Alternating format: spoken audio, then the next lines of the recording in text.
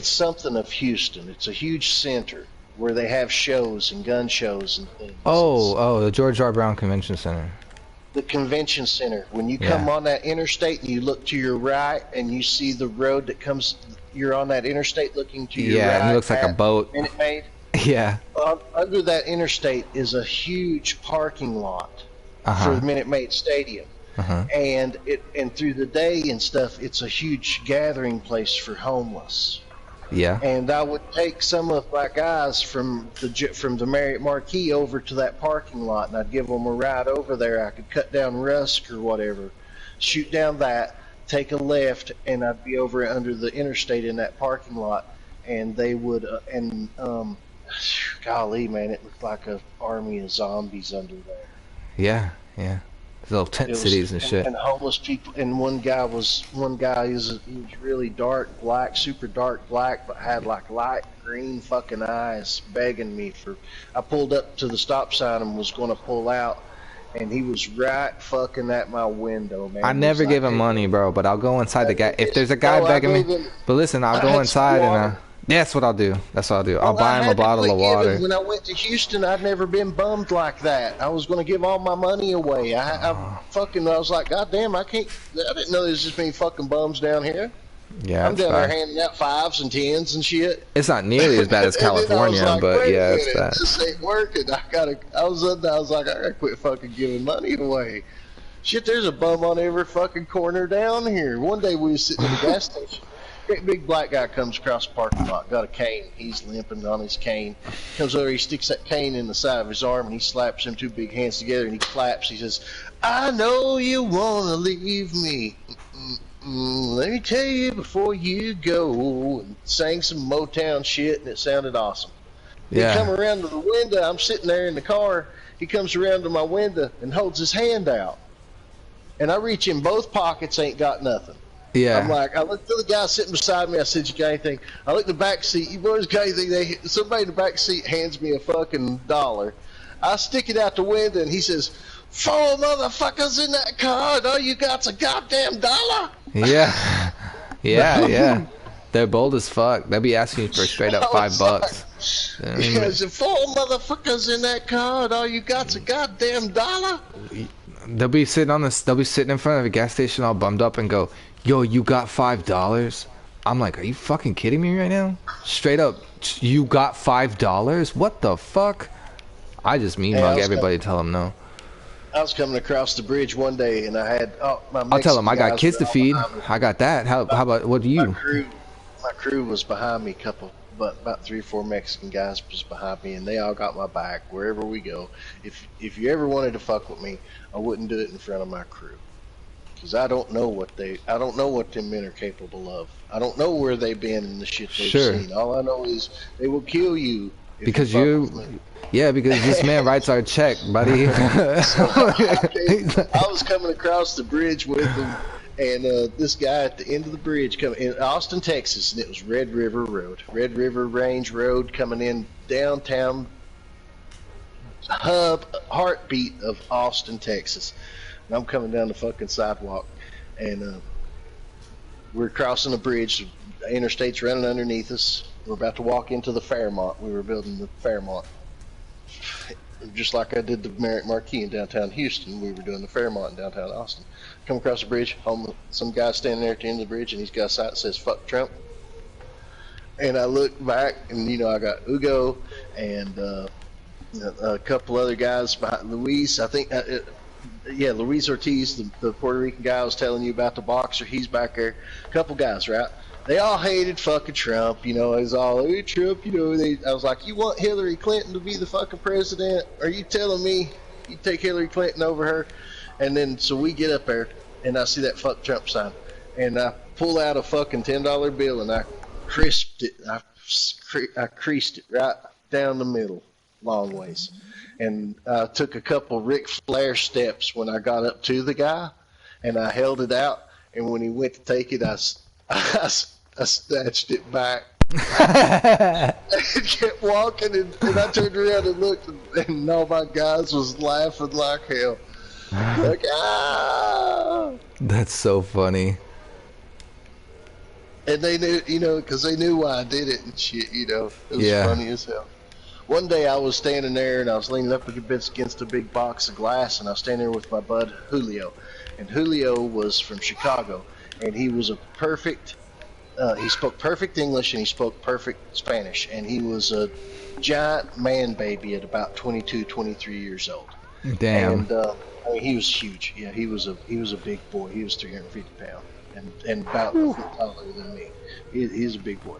And one of the black guys that was doing on trash detail or whatever was pushing a trash buggy out the door, and he had an Obama shirt on, the one where his face was like 3 different colors. It was like the change logo. Yeah. And I was leaned up against that glass, and I'm just, it's Texas heat, dude. I've been busting fucking ass all day, and I'm about hoarse from yelling at people. And I'm just looking at this shirt.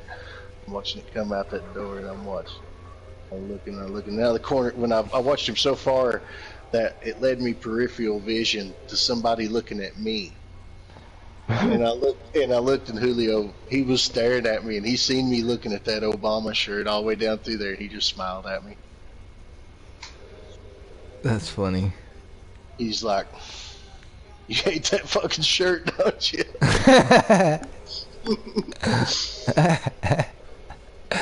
Yeah. He knew I hated it.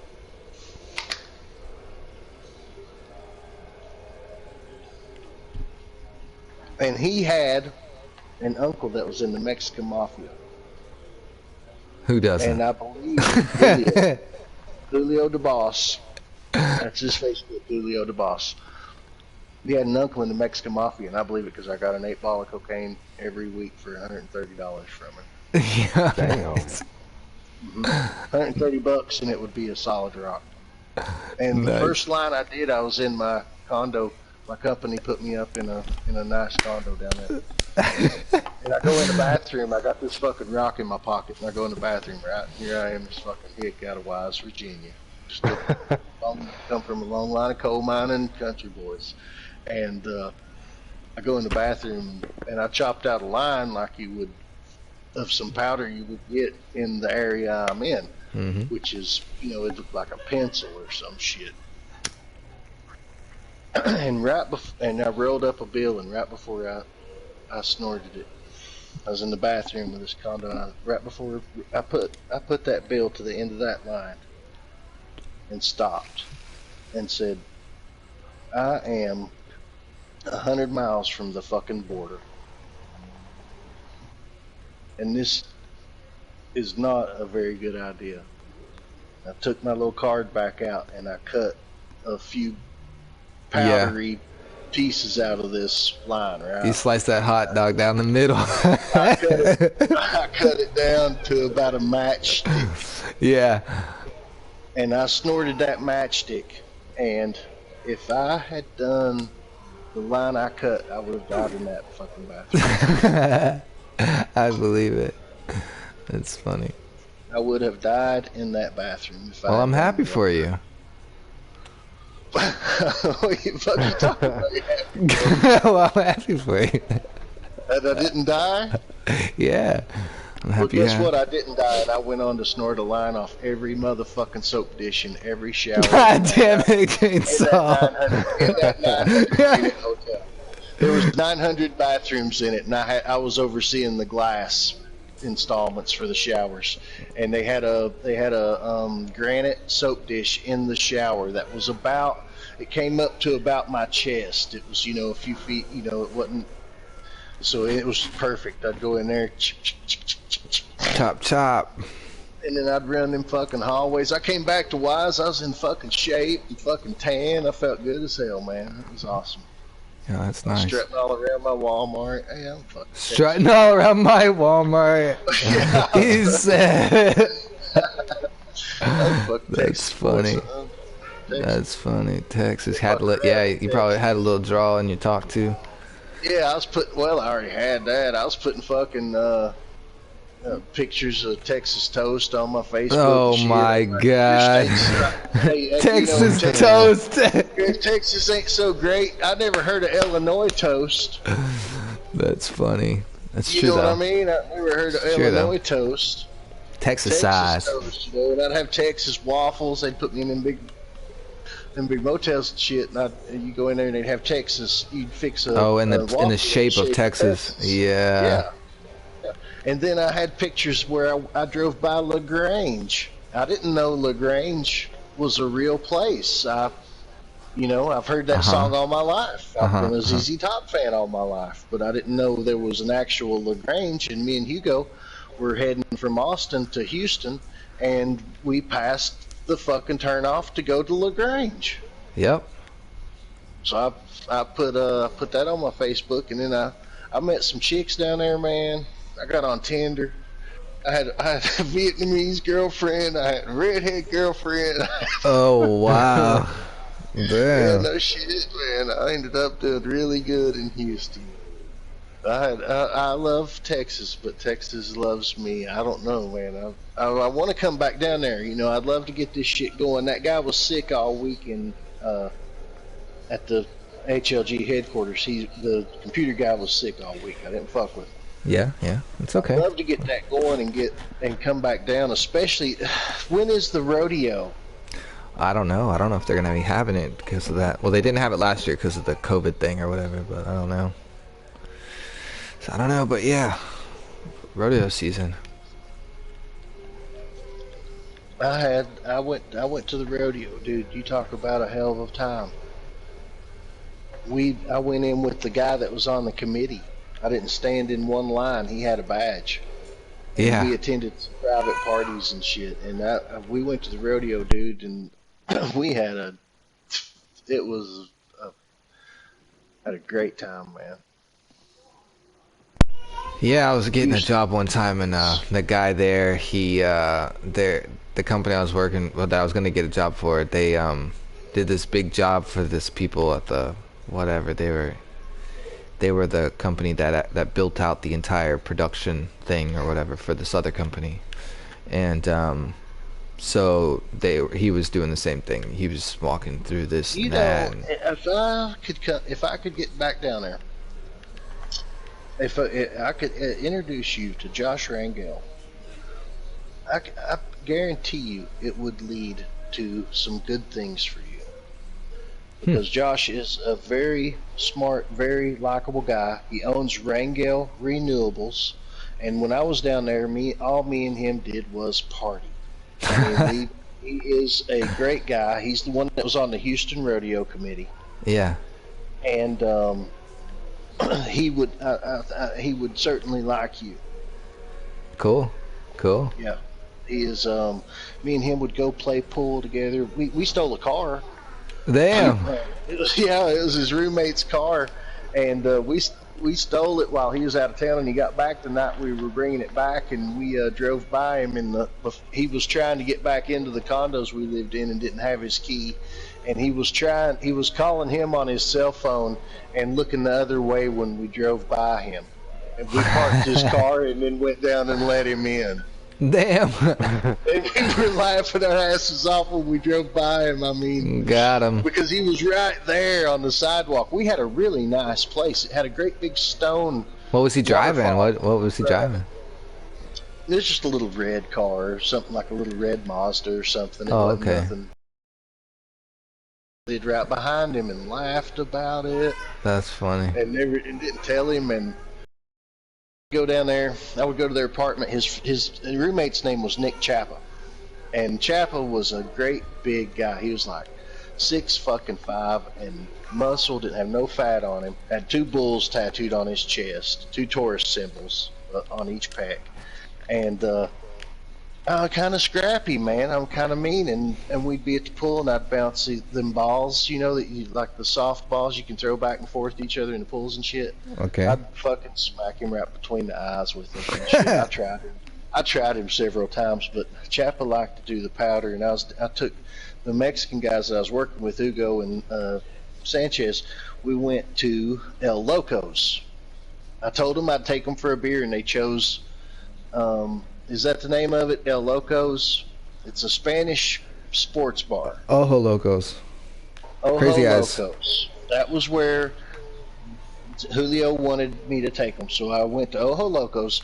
We bought. I got a bunch of wings and shit. We ate hot wings, and I ordered a big bunch of beers that were like a big tower of beer thing, and Yeah. they ran. It was a $300 fucking tab. Damn. Me and my three guys was $300, and when we left, we went back to the apartments, to my apartment. Ugo and Sanchez. His name. We called him Nelson, but his name wasn't Nelson. I found that out after we said you're not getting paid until you give us a fucking A bank real account. name. Damn. And Nelson turned out to be like a Sanchez, and I was like, my feelings were hurt so bad, and I was like, well, Nelson. I was like, I did think that was kind of a strange name, For him. So That's funny. So Nelson and My name's Tom. They drive me home. Bullshit. They drive me home. They drive me home, and we go to I say, let's go down here and hang out with my bud Chappa. I take him down to Chappa and Rangel's apartment.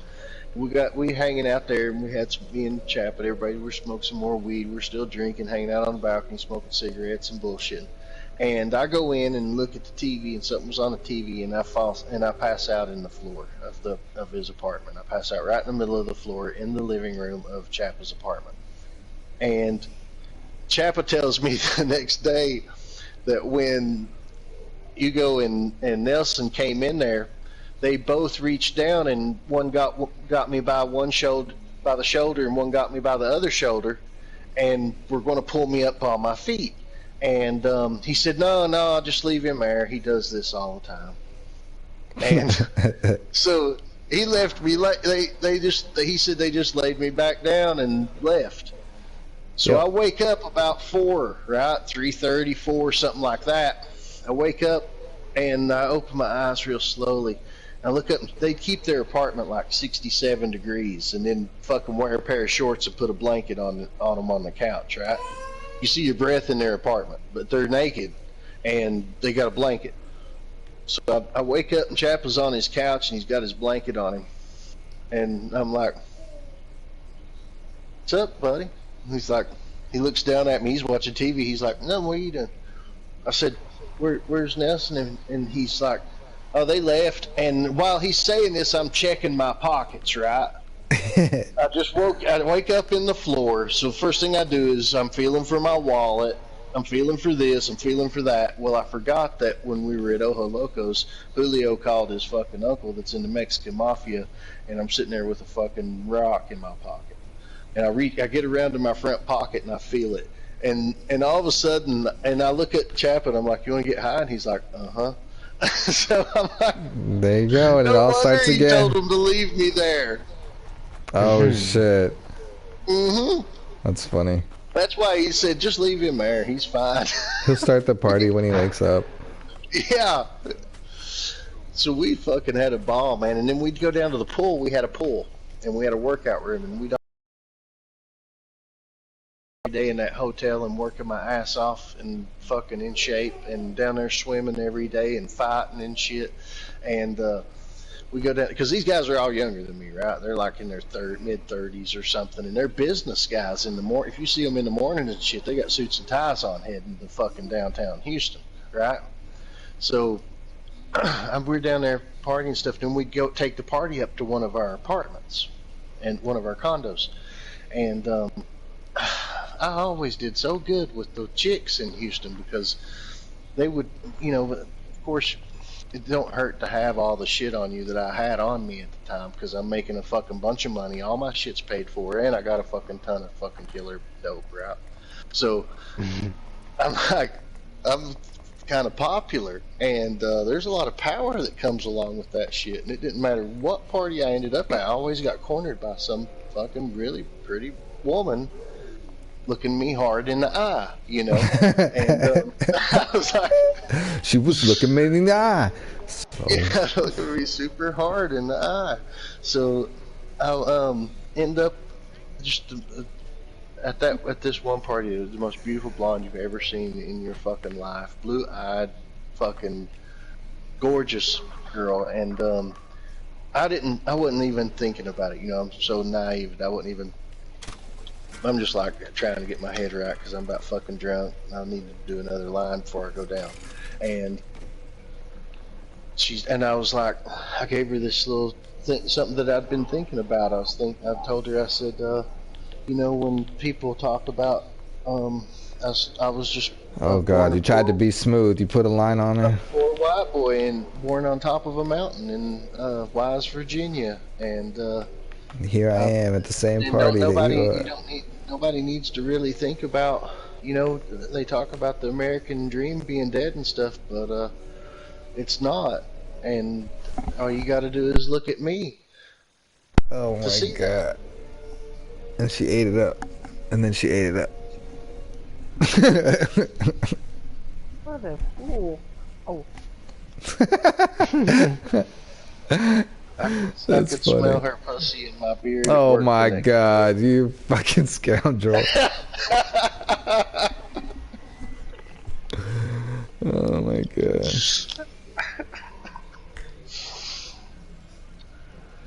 That was a good day. Talking about my glory days. There, pass you by.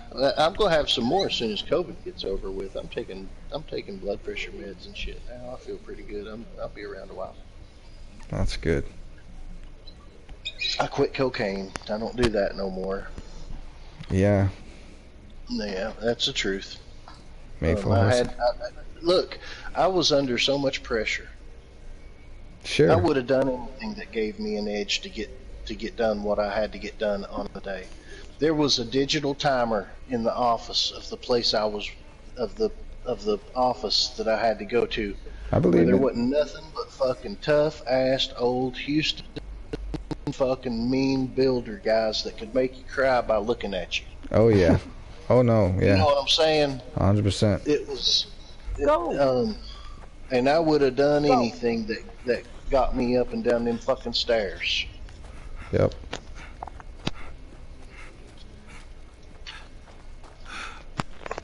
Guy could crush a walnut with his index finger.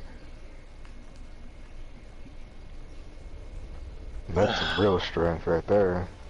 Man, I got chewed out all the time, man, down there. One time, the general contractor and the superintendent that was over me was down there on the lot one day, and I had a bunch of glass got dropped off, and I already took the glass in the building, and my crate was still sitting there, and there was a whole great big yard of pallets, an 18-wheeler full of pallets that somebody had thrown out on the ground there in our little work area in the middle of Houston.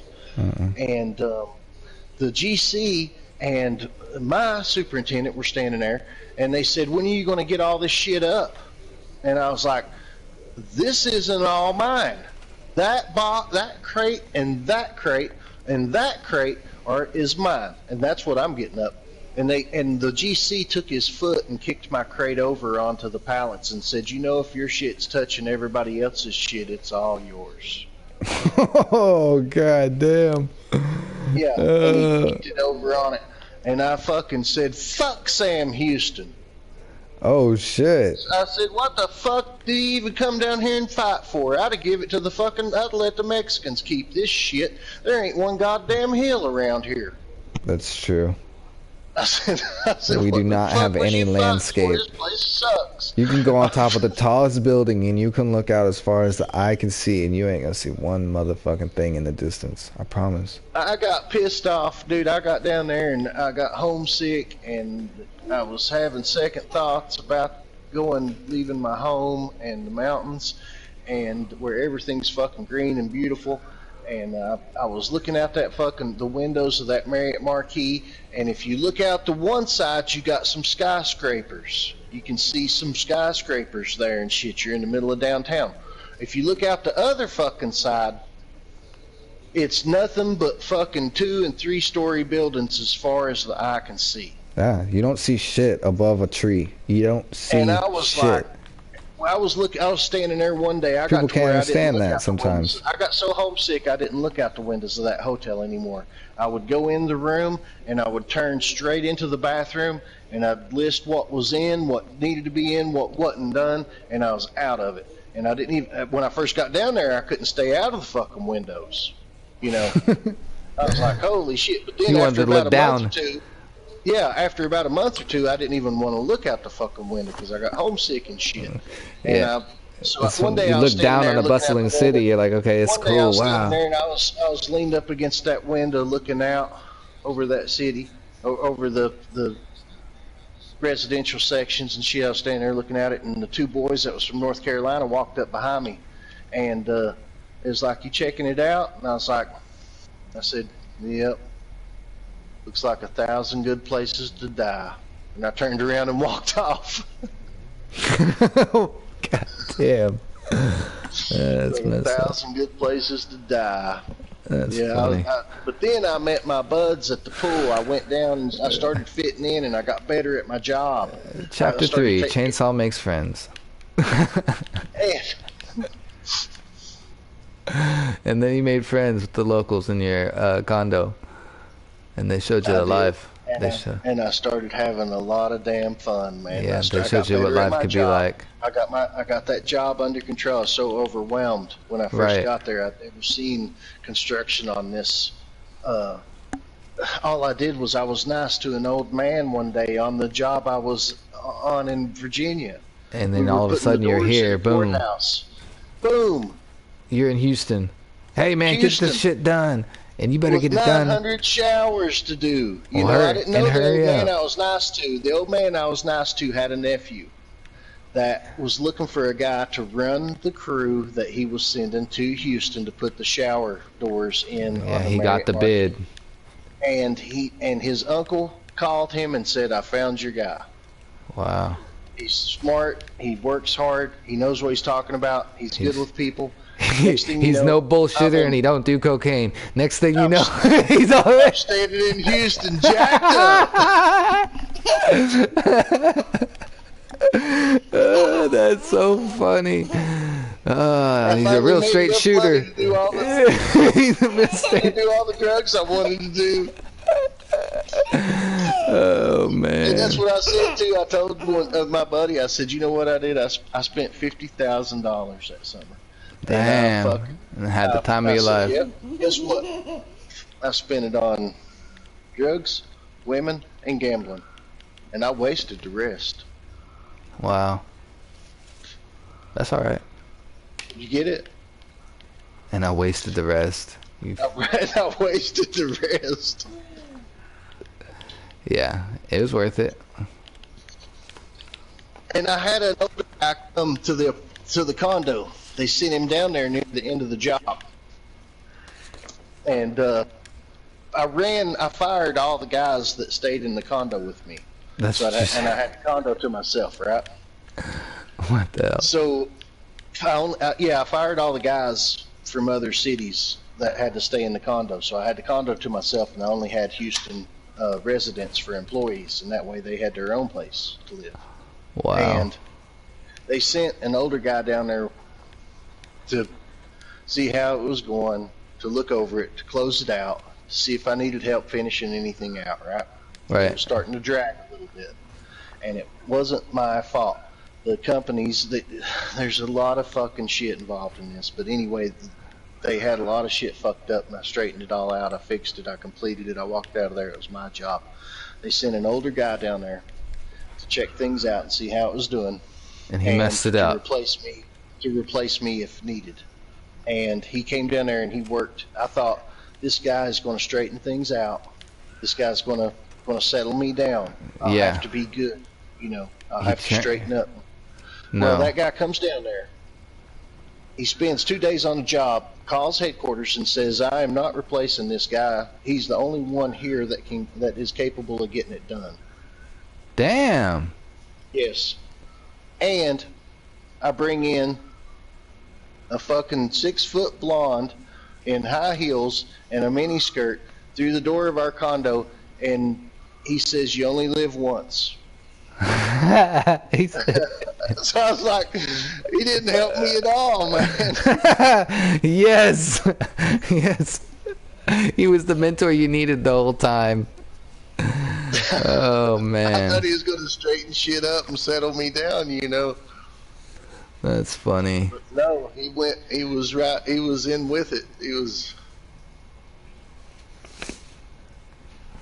That's funny. Yep. And I ended up I got in a couple fights down there too, dude. I throwed some punches in Houston. There's a couple times I went nose to nose with a dude, and I punched one guy, double punched him in the fucking chest, and picked him up and put him into the corner of a wall. He went What down is like a sack of taters. Hold on, He wait, went down so hard. hold on. He went What down is a so double hard. punch? What is a double punch? Is this a We were nose to nose, and I Okay. brought both fists up into his rib cage at the same time. That's what I was thinking. That's what I was thinking. And I didn't know if it was a 1-2, like a left and a right no, jab, no, or if it was bro, a double punch at the I same. felt- You fucking I Iron felt Man, his- this guy. I felt his ribs on my knuckles. Oh my god, dude. When I hit him so hard, I felt his ribs on my knuckles. And Wow. he went up in the air and went into the corner of that motel in one of the rooms. He went up in the air. This guy, he landed Marvel so vs. hard Capcom. that he landed so hard that I didn't know whether to run up and put the boots to him or help him up. Wow. I was on a fence. Do I Wow. need to give him CPR or finish Did I him go off? too far? Did I go too far? Yes. Yeah. Yikes. Yes, man. I did, and he's a real dick. And I told the elevator guy I felt bad about it. This big black guy. I told the elevator guy I felt bad about punching him out. And he was like, "Sure you do." Right. I said, "Sure you do." That's funny. And then I tried to be nice and apologize to him and shit. And he was like, "You touch me again, I'll call the cops." And I was like, "You want some more of that?" Dang. You want some more of that? You shook your fist at him.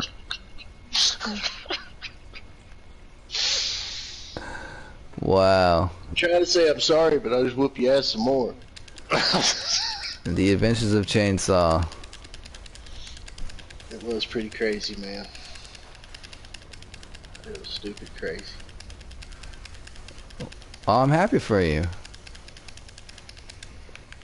Well, That's my I new got thing. around and I learned a lot. I learned a lot in Houston, dude. It changed me as a person. It changed me in a way to understanding a lot more fucking different kinds of people, and that they can all be cool as fuck. Yes, we can all get along. I went in. I had a gas station. It was King gas station, right where you turned in to go to my apartments, and I'd walk over because I could walk to it. I walk over there all the time and buy my cigarette. I smoked back then. I'd buy my cigarettes and shit, and I'd quit for 4 years till I got to Houston, and then I had so much fucking stress and trouble that I went downstairs to get some air, and there was some guys smoking, and I bummed one, and next thing you know, I'm at the gas station. So I started smoking again down there, and I'd walk to that gas station, get me some smokes, and get me some beer or whatever. And it was 2 Indian guys that worked in there.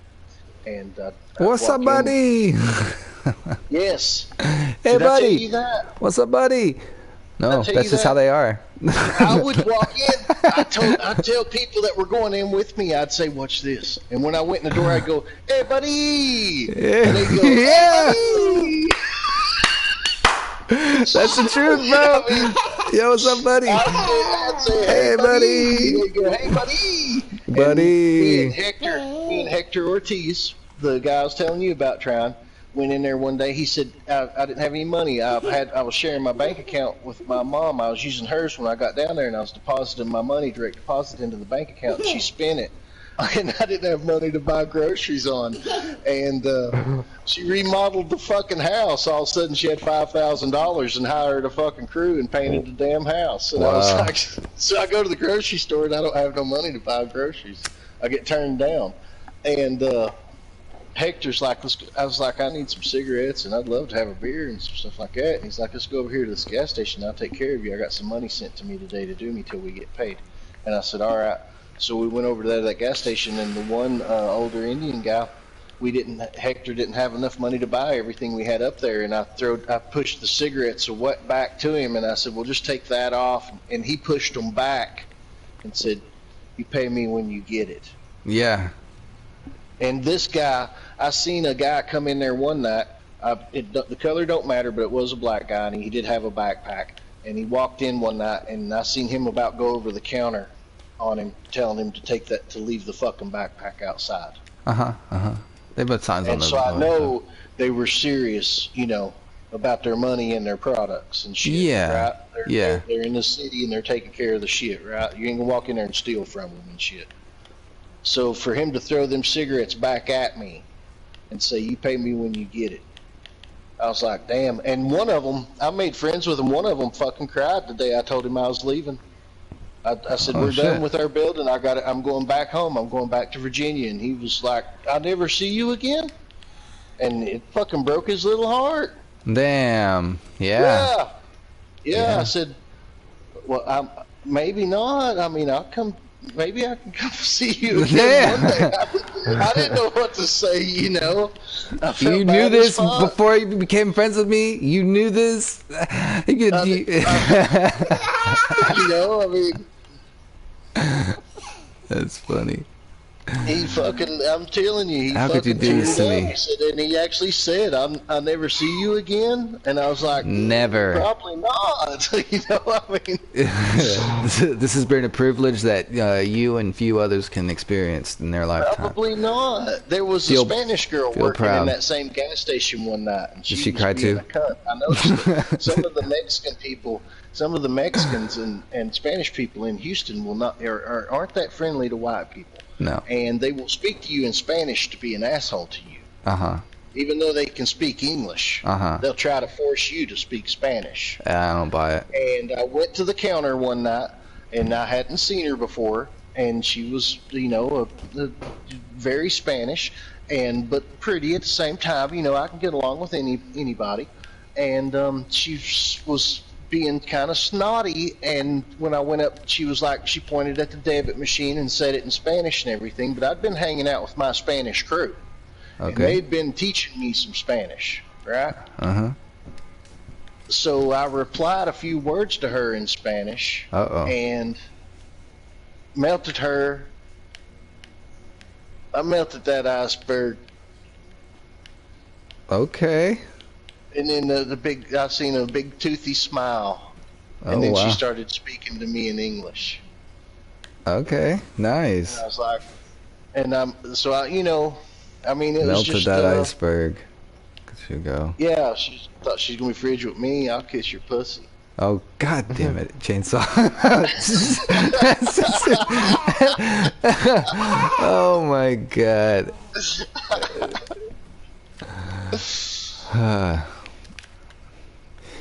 Well, good for you, Chainsaw. Good for you. I'm glad you got out there, man. It was just crazy, man. It was just crazy. I went way more than that. I'd already been. I'd already been in Florida, Tennessee, Kentucky, Virginia, everywhere up till then. I went to, I think, 14 different schools growing up. Oh shit. Yep. You hit the West Coast though?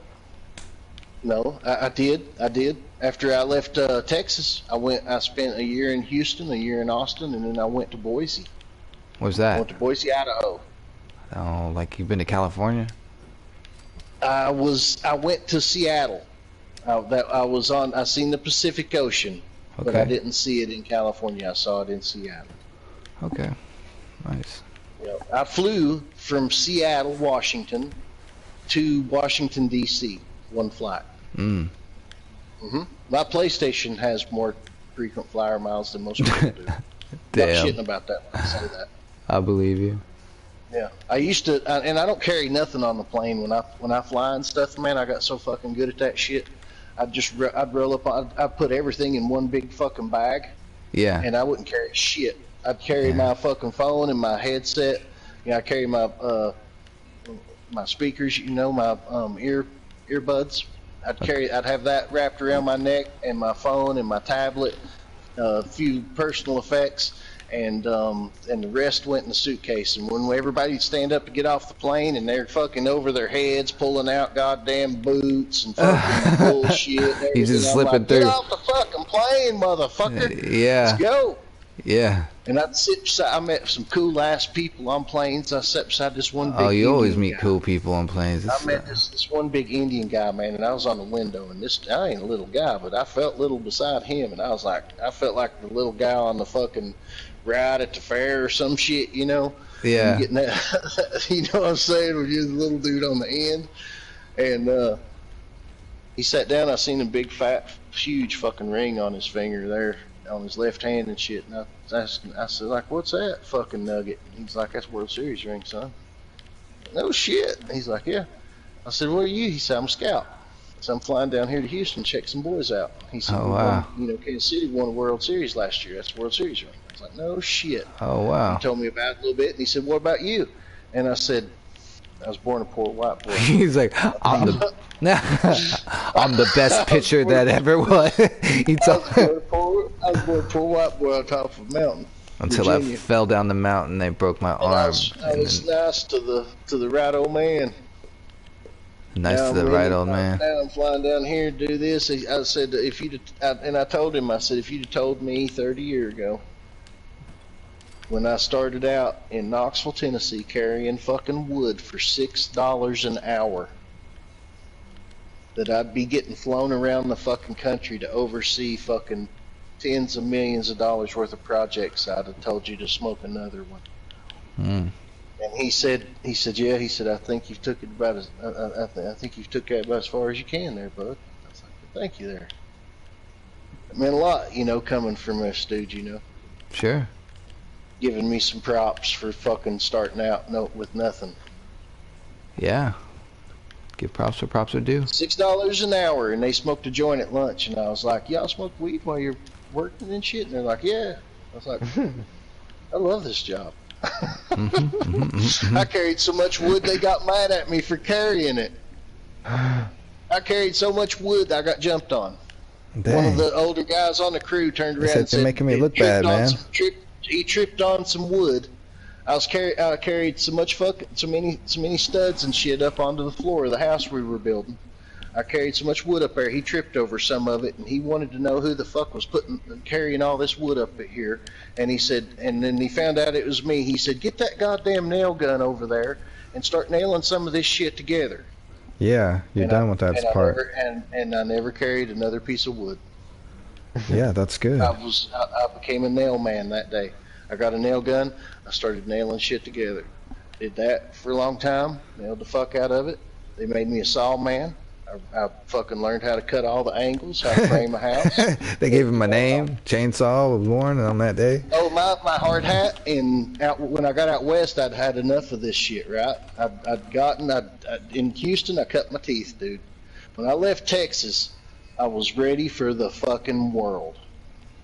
And that's just the truth. Yeah. When I left, I end up in Boise, Idaho. I fucking park in the wrong spot. First thing, fucking, here comes some motherfucking superintendent telling me that I ain't supposed to be parking there, parking this, and I need to move this, and I need to do that, and who's driving this car. And as soon as that come out of his mouth, my hard hat, I put with Sharpie across the front of my hard hat, I put Dilligaff. D-I-L-L-I-G-A-F.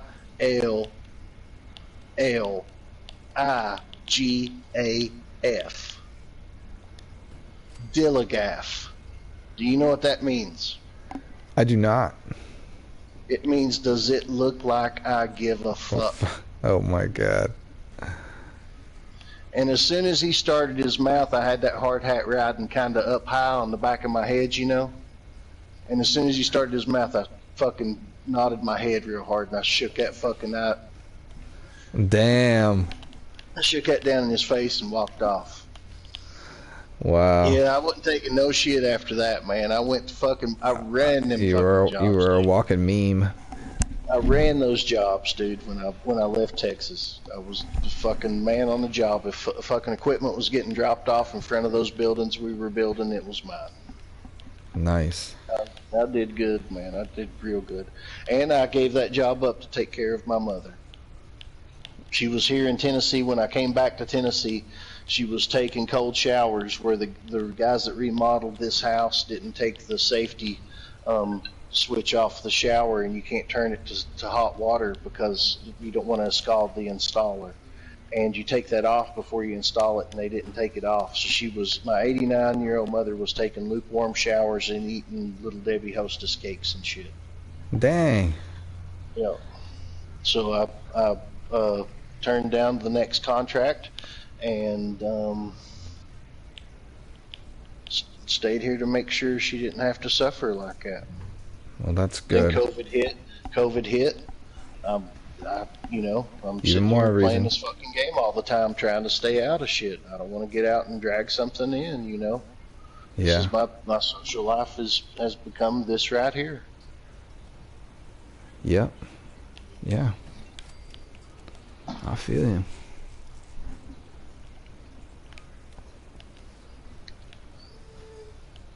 Are y'all ready for the metaverse? No, Definitely not. there's not going to be a metaverse. Virginia just voted all their fucking Democrats out, and you're going to watch this red wave come across the country because I was at the grocery store today, and a fucking ribeye steak is $25 goddamn dollars. And if anybody voting Democrat has been at the fucking gas pump and the grocery store and are still voting Democrat, they need their fucking guts pulled out and dragged down the street. But the metaverse, even though it's not going to be fucking Facebook's not going to, I don't think they're going to be the ones to really produce it, but this virtual world thing that the world is like going to happen, I think it's really going to happen. I think it's like going to be a really big deal. I'm in the metaverse, bro. We all are. I am right now. So is every one of us. On my side of the wall. What the hell are you talking about? That was a Trump meme, and it showed Trump God. in a suit with hearts, and it said, "I want you on my side of the wall." Oh my God, from Valentine's Day. No, like such violence. Camp looks fire. Appreciate it. Fuck it, man. Let's have some more violence. That's where we're going. I'm ready for some violence if it'll bring the cost of a fucking piece of fucking red meat down. American. Spoken like an American. You know that Yona was helping refugees from the Middle East You told me. learn and fit into Finnish culture, and she got pushed down a set of stairs by one trying to kiss her. Yeah. And that the refugees they're bringing into Finland, that there are no women and children. That's weird.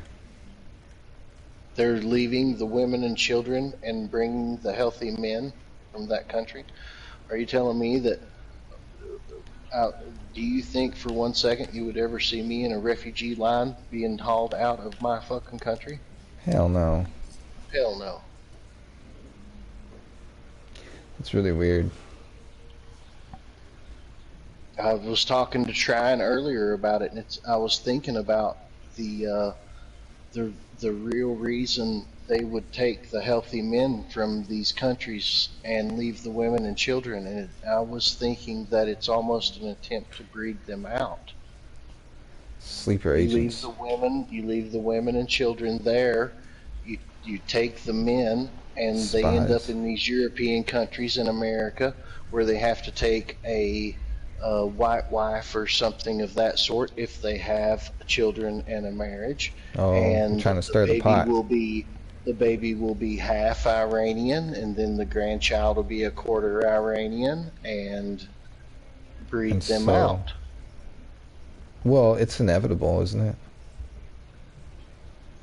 No. I feel like eventually the waters will mix enough, they'll all become murky. Just generally, just even without anybody tampering with anything.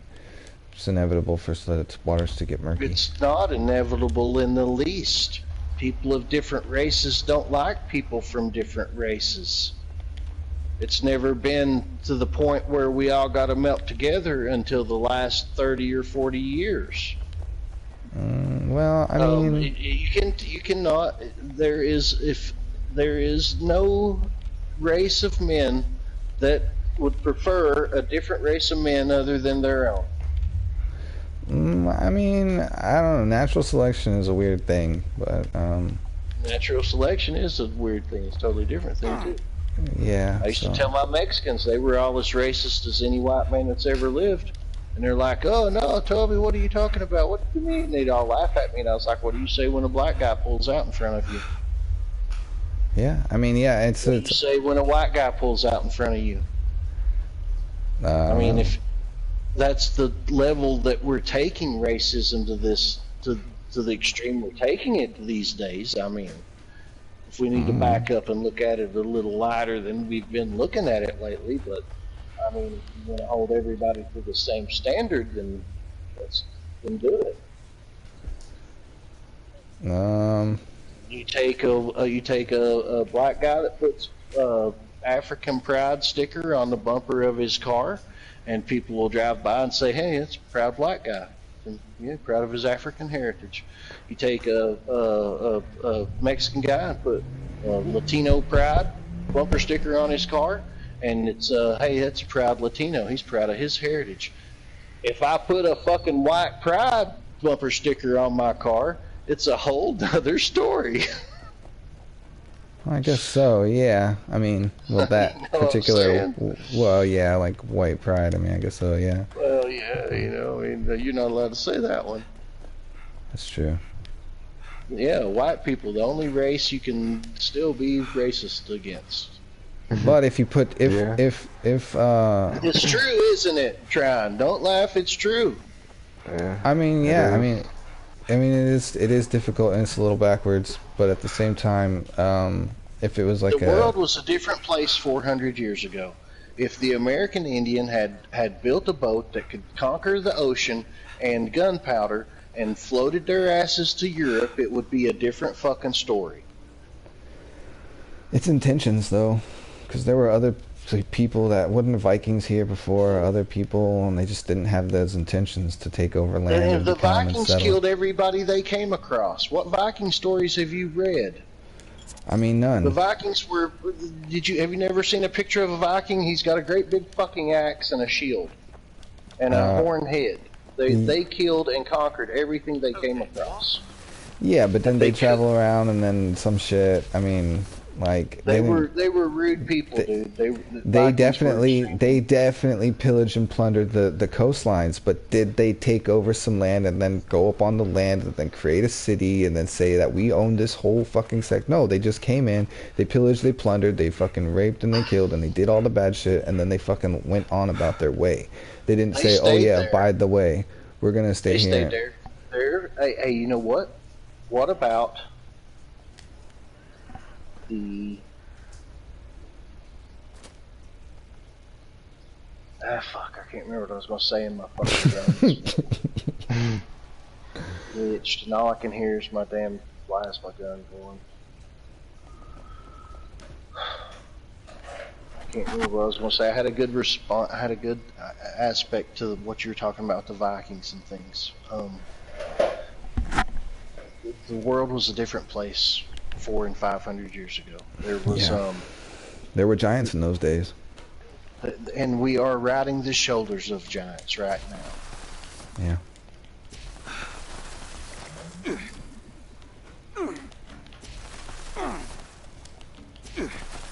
Bro, I be on YouTube, I be looking at like this crazy shit. I mean, I'm like, wow, I don't know. Maybe this is what the information age does. You're gonna have to invite me back because my blue screen. I can't hear shit. Oh yeah. I'll be right back.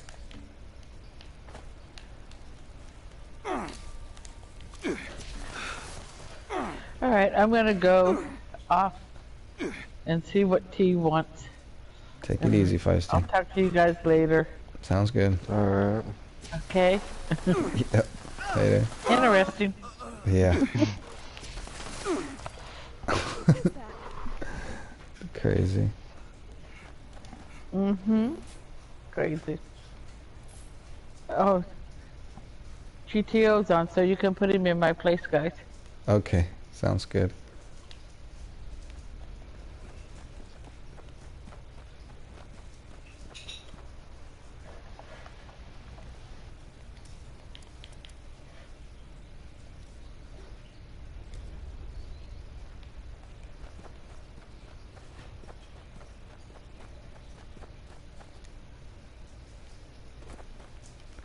I was watching this thing on YouTube about fucking UFOs, bro, and this shit seems just so goddamn convincing, dude. I couldn't understand it, man. This documentary came out, I don't know, like 20, I don't know when, a couple months ago, and the testimonies in there, bro, from the military, these old ass men, bro, like they're old, bro. They don't give a fuck about keeping no secrets no more, and like they just classified all this fucking paperwork and all this crazy shit, bro. These interviews, these statements, these people from these they're like hundreds and hundreds of people get silenced from their UFO like encounters or whatever. People have been pulled. They've been actually pulling like slivers. Well, that's how you know if like it's an actual thing. Like if they like mysteriously die after they talk about it, Yeah. you know they were onto something. And you know what else they were saying? Like, it's bloodlines, bro. Like some of these people who were like, they claim to be abducted or have encounters or whatever. They say that their mom had it, mom's mom had it, that their daughters are having it, and it's like it only runs in the women in the family. Like, it's crazy, dude. I was like, what? And there's just so many people that are like this. They're like, yeah, it was my dad, and now it's me, and then da da da da. Like, I fear my son. And man, I was like, oh man, that's nuts. What up, Chainsaw? What's so nuts? I was watching this documentary about the aliens and all these old military officials talking about their experience with the UFOs, and all these people from around the world talking about their experience from the UFOs, and just so many fucking people talking about it, and like relate similar thing. They were pulling. This guy said it wasn't for like 20 years before he convinced somebody to actually go and try and pull this thing out of his leg or some shit that he said was in there. And everyone told him, like, you're crazy, like, yeah, right, like, you weren't abducted, you don't have anything in you, like, chill. And finally he got somebody to go in there and pull something out of his leg, and in the microscope you can see that it has like waves. Like, they were saying it could be like I don't know, it just had weird patterns in the fucking piece or the shard, something, and other people have pulled things out from behind their eyes, and I don't know, dude, it's wild. And some of the stuff is like old, like it's been going on for a very fucking long time. And I don't know, there was a lot of government things. I can't wait, man. Area 51 was just like a nothing, small little pin drop. I hope they land a ship right in front of my front yard or some shit. Bro, that shit's crazy. They say though, I'm gonna catch one. I'm gonna be like, come here, you little critter. but they take over your brain though. They say like a lot of times people, they instantly can't move. And then they say a lot of times I'm gonna be out there with my flashlight, and I'm gonna be like, look at this shit. I'm like, come here. they're gonna get critter. you. You want to in a fucking coon cage? No, they'd get. Oh, they'd get. What I caught last night. They get you, Chainsaw, because they a lot of times people say that when they the guy said that when he was scared, like he was really, really scared, and then all of a sudden he couldn't help it, but he just became aroused, and out of nowhere he ejaculated. The aliens took the whatever, and then they fucking just jetted off or whatever, and he was in the middle of the field. They're gonna say when they go back to their planet? They're gonna be like, he anal probed me. Bro, like, and then they'll never want to come here again. The women say that they're tricked. The women say that they're like tricked. Come here again. They'll be like, he anal probed me. They'll be telling. There'll be movies like Fire in the Sky on their planet. It'll be me in it. But just so many government officials who talk about having interactions with spacecraft, having gone to check out like things that were like hovering in the air, and as soon as they really do get close to them, they're gone, and just like crazy stuff. Pilots that were told to go fly out, and he was strapped with like 20 missiles or some shit, and he was told to go fire them all on this object, and when his missiles locked on and he got within like so many whatever he was talking about, you know, that's when that thing like hit like Mach 10 and was gone in like a split second or some shit. They said like it was. What interests me about it is that all the religions of the world describe firefights in the air. They describe beings in bright light coming down to the earth. They describe and the other thing is the technology that we have is just the not same type instances. And the scariest part of all of that is they said they will be back. Yeah. Jesus said he will be back. But was that just to scare you? Or was that just... like a genuine promise? Yeah, like was he just like saying like, you know, we're gonna come back eventually, or was he just saying that to kind of get you to think about like what you're doing in life? Like, what if that was like his way of saying to like leave an ominous presence around? Yeah, like I'm here, and you guys now know that I'm here. Yeah. So get your shit together. And I will be back. Yeah. So you're saying, but if you don't get your shit together, I'm gonna come back. Like, don't make me come back. You know what I mean? No, he said he's coming back no matter what. That is the. Yeah, but when is he gonna come back? You have modern civilization, and look, guys. Here's a scary thing: if he came back, people would scoff him. We'll talk about they wouldn't other even kind of believe. instances that's going on. Then we need to talk about a book that was written 2,000 fucking years ago, that you, as a modern man, can find yourself in any fucking situation, and you can look in that book, and it will have a chapter that deals with the situation you have yourself in. Now, you're talking about, and they said that Sodom and Gomorrah was a city where people were becoming, men were laying with men in the streets, as modern society is today. Yeah. They were confusing the sexes. They lost touch of their sexuality. They paid the ultimate price for it. Yep. And modern civilization is dwindling down to the things that fucking book warns us about, and says, Jesus says himself, I will be back. And let me tell you something, guys. And this is, I'm going to get on another story here, and this is chapter 6, okay? This was my Hilton Head trip. I went to South Carolina. I go there every year. I deep sea fish. I was out there one year. Chapter 6. I was out there one year. The ocean was super fucking choppy. Big triangles coming at the boat. I had never been seasick in my life, and I've been on the ocean all my life. This day I got seasick because the boat, I can do up and down just fine, but when you add that little swirl, I was gonna say you can't do washing machine. It fucking got me. Yep. And I had already refused Dreamamine because I'm like, I don't need that shit. I'm a tough ass. My name's Chainsaw. I did cocaine off a big titty. I get out there on the goddamn ocean, I get sicker than fuck, and I didn't throw up, but the ocean settled down, and I caught a 12-foot fucking tiger shark. Damn, boy. I pulled it up to the boat. I could not. I broke the line. I hate it because I left a fucking hook in this huge fish, beautiful fish's mouth, but I couldn't help it. There was no way I could bring a tiger shark, a 12-foot fucking shark, onto the fucking boat I was on. I wasn't strapped in like fucking Quinn on Jaws. I had a foot against the side of the boat, fucking trying to reel this thing in. Wow. And it took me like, and I don't even recommend it because it's like $500 to go out there for a few hours. And a fish like that takes up a lot of your time because you reel all this shit in and it takes it all back out, and you reel it all in and it takes it back out. So you fight this fucking thing for a couple hours, and it's a huge waste of money for you because I'd rather catch fish that I can fix and take home and cook for dinner for my family.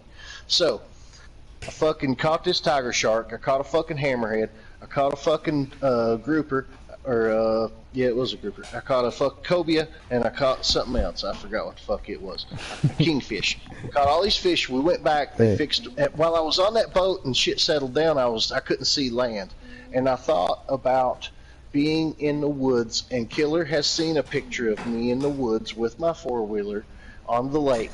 And I thought about all the animals, the trees, and the weeds, and the bugs, and the different shit that was on that mountain in Tazewell, Tennessee.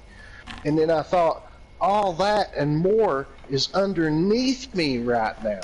There are mountains under me.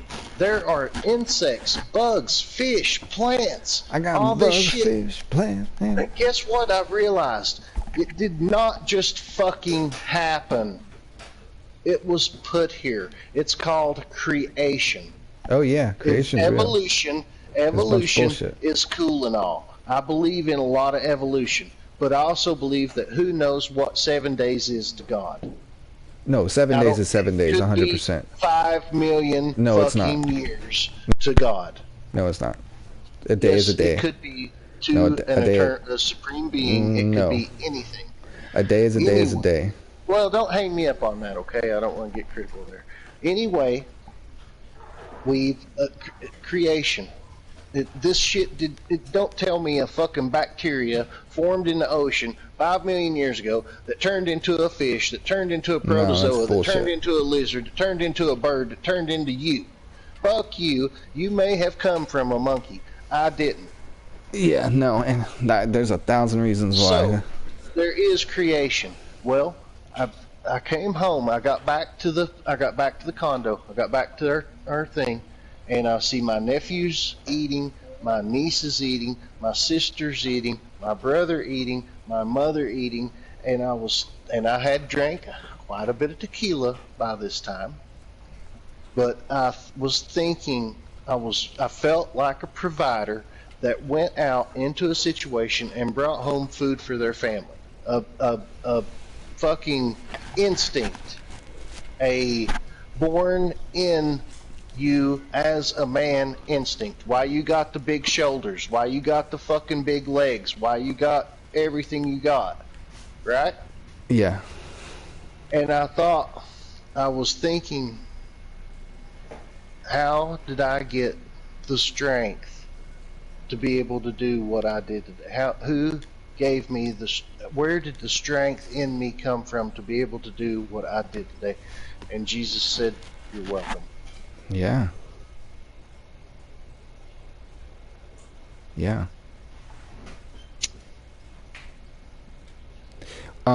Okay, so fuck you. No, I'm just gonna say. I'm gonna tell you. I'm just teasing you, bro. I believe in creationism a lot. I believe in creationism a whole lot. Like, it really intrigued me a lot when I found somebody who could back up creationism with science.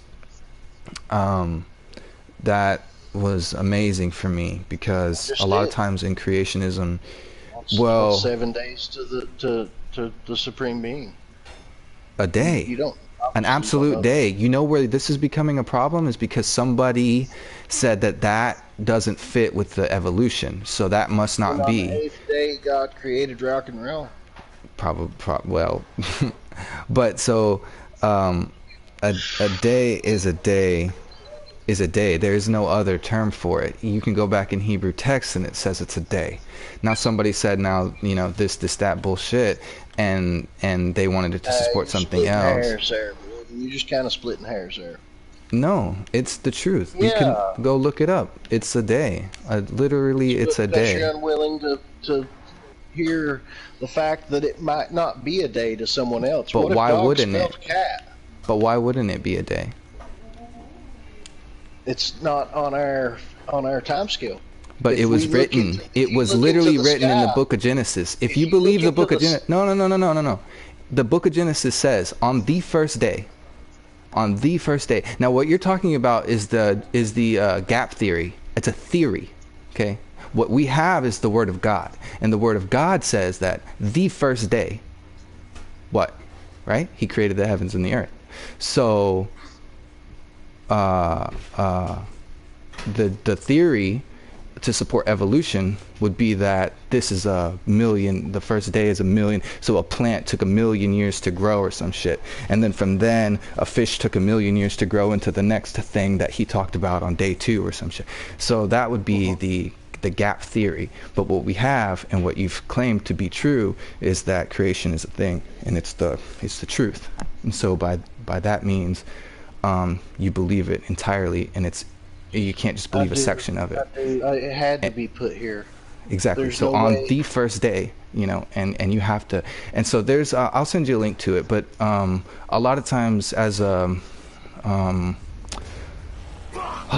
Christian, a lot of times as you know, having faith, it gets challenged by science, and it's very hard for us to combat it, like, you know, because they come with all these different of course. jargons and things. I'm not interested in combating science. In fact, I believe in all science. Right, I science really is do. good, and science can truly I prove believe creationism. 100% in science. The only thing the reason I feel the reason I talk like I talk is because I want to believe both. Oh, I want yeah, to believe in evolution yeah. because I do believe That's in it. We have dinosaur bones. okay, We but that's have, not evolution. Man walked with the dinosaurs. They just cover that up no, because I understand. What I'm saying is I believe in creation. okay, And let me I explain to you believe something. that I need to show you. I need to show you some created it shit. in a way. Okay, now look here. There used to be a firmament over Earth, like a big ice, like dome of ice, right? When the fountains of the deep, man, I can get into you, bro. I can really educate you on. Have you ever heard of a hyperbaric oxygen chamber? Oh, what? That has so many syllables. A hyperbaric oxygen chamber basically is a gigantic tube, and they put you in it and they turn up the oxygen to like 400% or something. Okay. Yes, So a long time ago. So okay. So you remember the movie? Who was the first person to get put in one? Let me guess. A Jew. Walt Disney. Oh, I couldn't tell you. I don't even think they had them back then. But I'll tell you where they did use it. Remember baby April, the little girl who fell in the well? What's her name? Remember in the 80s, Chainsaw, this little girl fell into a well, had her leg back behind her head for like... You know what one thing is about religion and why I like to think about it as in a realistic sense is because isn't it nice to tell yourself that you'll see the people you love again one day? Yeah, I guess that's nice. That's a nice sentiment. But you won't recognize them. They won't be of flesh and blood. They'll be of spirit. You may kind of have a feeling recognize to them just fine. Yeah, their spirit. Yeah. But I'll be like, that's my dad. that's my dad. I'm your dad. Woogie woogie. You know what I mean? Yeah. It's just nice to tell yourself that, you know, you'll see Okay, somebody. but in the Garden of Eden, things were much bigger. Things were much different. Isn't it a sad? 'Cause- Isn't this a sad fucking life? Look, Noah lived to be 900 years old. Everything you go through in this life, wouldn't it be super sad if there's nothing at the end of it? 900 years old. That's crazy. You could learn a lot in 900 years. You never stop growing. Like your body, there are features that'll never stop growing. Isn't that crazy? I don't want to learn anything. Things were much different back then in the Garden of Eden. Like things were much bigger. They took a sample of that sap, right? That you see, like the Jurassic Park shit, right? You take a sample of the air inside one of those little bubbles. It's like 30% oxygen. It's like 40% oxygen. It's the oxygen level is way through the roof. If we breathe that much oxygen, biggest factors in the climate change argument, because they can drill into the ice of Antarctica and tell you how much oxygen, how used much to carbon breathe. dioxide, how much smoke was on this planet when that ice bubble was formed. well, listen to me, okay? Under the conditions of 40% oxygen, of a much higher condensed oxygen, such as this hyperbaric oxygen chamber that we created, and Chainsaw, I can't believe you don't remember the little baby that was in a well for like 4 days on national news across the country back in the 80s. I was just a little kid and I kind of vaguely remember that. But Well, I mean, I very well may remember a little baby dropped in a well back in 20 years ago. I think I probably do remember that story. well, she was in the well for like 4 days, and when they took it out, they were like, we're gonna have to cut off her leg. And they were like, wait. And this guy was like, this is some new shit. We're gonna put her in this thing. It's called a hyperbaric oxygen chamber. They put it in it. They turn the oxygen up. This little girl's like under this high pressure, like the air pressure, right? So like, and it's forcing the oxygen into the blood at extreme pressures and high amounts. And they only had to amputate her little pinky toe. All the rest of her blood came. This is a black leg. Like, this is a fucking dead, black, been cut off circulation for 3 days leg. And it restored. So, you know, you'll find that NFL teams have this thing across. You know, Michael Jackson was rumored to have slept in them every single night. He would sleep in it, or whatever, do long treatments in it. And in some places you can pay money and actually go and hang out in one for a couple hours or whatever. They make them kind of big, like a sauna. And it was kind of like trying to get big when the oxygen bars were a thing. I don't know if you ever seen an oxygen bar, but that was kind of trying to make a way in, but it never really caught on. People never really figured it out. But if you ever actually did go and breathe from an oxygen bar, you would feel fucking, people would say, I felt 10 years younger. I felt like I could run a mile. I felt like I had 1,000 fucking Red Bulls that I just drank, and I could just run and run and run. I didn't feel like I could get tired.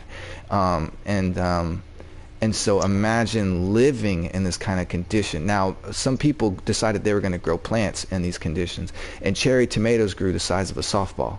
Okay? So now imagine a world like this. Imagine lizards growing in this kind of conditions. They would get gigantic, because lizards, some don't ever stop growing, right? They will live to be... Well, no, you're talking about scientific facts. Insects at that time were humongous because there was so much available oxygen. Exactly. There was an abundance. These trees were gigantic. I mean, you don't understand how big these trees were. Yes, I do. The trees that you're talking about powered a nation. They're in the form of coal now. Yeah. Well, they were massive fucking trees. You would not believe the fossils my stepfather and my family have seen in the coal mines, imprinted. And coal mines are buried swamps. Archaeologists would be called out to dig sites, and they would be, you know, these historians, guys. They're called out to the dinosaur. Swamp. That's why it burns. It is a nitrate. The coal is.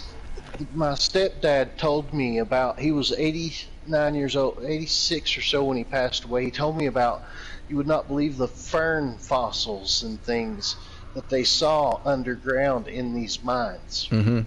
There is, and the oxygen levels of the planet have fluctuated. That's what destroys the climate change narrative. This planet is going to change no matter what we fucking do. It is a ball of fire that spins around a big. It's a fucking rock that spins around a big ball of fire in the fucking sky. And no matter what we do, we are still at the hands of mercy.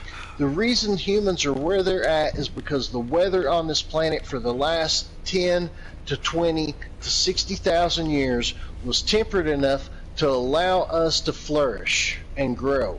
Yeah, they've been controlling weather for a long time. Life has came and went on this planet many times. This planet has been bathed in radiation. It's, you know what I mean? The plates move. We are still there. It's crazy to think. Of course you can pollute a river. Of course you can throw enough plastic away to pollute the ocean. We are fucking doing it. But as far as saying we can control the temperature on this planet is ludicrous. No, you can't do it in a hole. It's crazy. No, we can't turn the thermostat down. Like, it doesn't work like that. If it is going to warm up, it's going to warm up. If it's going to cool off, it's going to cool off. We are on a rock spinning We're far around past the point of controlling it. If we were ever going to do that, it was like back in the 1800s. It was not now. It just wasn't. You can drill into the earth Okay, They you can know when drill they had a into that chance? ice and Here's when tell they had a you how chance. much. Back when It's exactly what when you that were Nikolai talking about. Tesla guy discovered that the electricity was in the above the fucking clouds and it was free for the harnessing, that's when they had a Nikola chance. Tesla wanted electricity to be air transferred in the air. He wanted it to be a wave in the air. Yeah, yeah, He free he as fuck. also predicted the cell phone. He said one day Yeah. men will have the capabilities to learn anything in the world. They'll be able to see images. They'll be able to talk to someone on the other side of the planet, and the device they're using will fit in their pocket. He said that. He was also chemically castrated. Did you know that? I don't what? Why? Did you know that? Did you Yeah. know that? No, I didn't. I mean, no. Google it. I mean, okay. Yeah, not my concern, but okay. He was chemically castrated. He was a huge pervert. Well, I mean, I don't know, but Google it. Ask Google if I mean, Nikolai I believe you. I believe you. Not. Tesla was chemically castrated. I believe you. I believe you. I But could be wrong. but some of the I told Tryon today that George Soros owns every news organization in the country. some of the things that that guy like that they say that they talk about this guy, I'm like, what the hell? How come we weren't? I mean, okay, I know Chainsaw, what you just said, but a lot of our forefathers owned slaves, did all kinds of other bad shit, and we learn about them. It We was just don't learn about 400 the years bad. ago. We just don't learn about the bad shit. That's what I'm saying. How come we didn't learn about this guy when we were kids, just not about the bad shit? I get it. I get it. Oh, he was this, he was that. He was chemically castrated. I get it. I ain't gonna say it again. But how come we didn't learn about his science when we were We kids? built the country, and because that's I've never that it just hit me with the weight of that question. That's what I'm saying. Like we He never. was not in one history book. Not in one history. It took TikTok for us to goddamn find out about this guy. Well, Okay? It took you TikTok. When I found out about him, there wasn't no such thing as TikTok. Well, I'm just saying, like, it took social media really for a lot of people to wake up to this fucking I'd guy. see him on a T-shirt or some shit. Oh, I don't know what world you were talking about. Fucking 1991 did not have a T-shirt of this Tesla guy on it. I promise you. Let me tell you something. She's like, hey. I feel sorry for you guys that missed the 80s. Hey, I mean, shit, man. I'm Not my sad choice.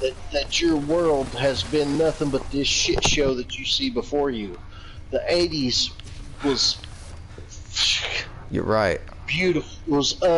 We didn't have all these fucking I had to be a middle guilty schooler during the feelings coming fucking down Spice on Girls, us. man. Nobody was trying Where's to figure my out severance? why Where's they my didn't teach fucking- us about the Indians. Where's my check? You know, I mean, that is so sad that you missed the fucking 70s and 80s. You missed the greatest times in this country. Yeah, bro. And now you got 2022. It's sad. So sad. That's Yeah, your man. life. Yeah. I feel sorry for you. No, That's I don't okay. Kill it. I'm just teasing. The, GTO, are you here? Charlie. he's just listening. Charlie, you got no. He's talking. He's just got his fucking microphone fucked up again.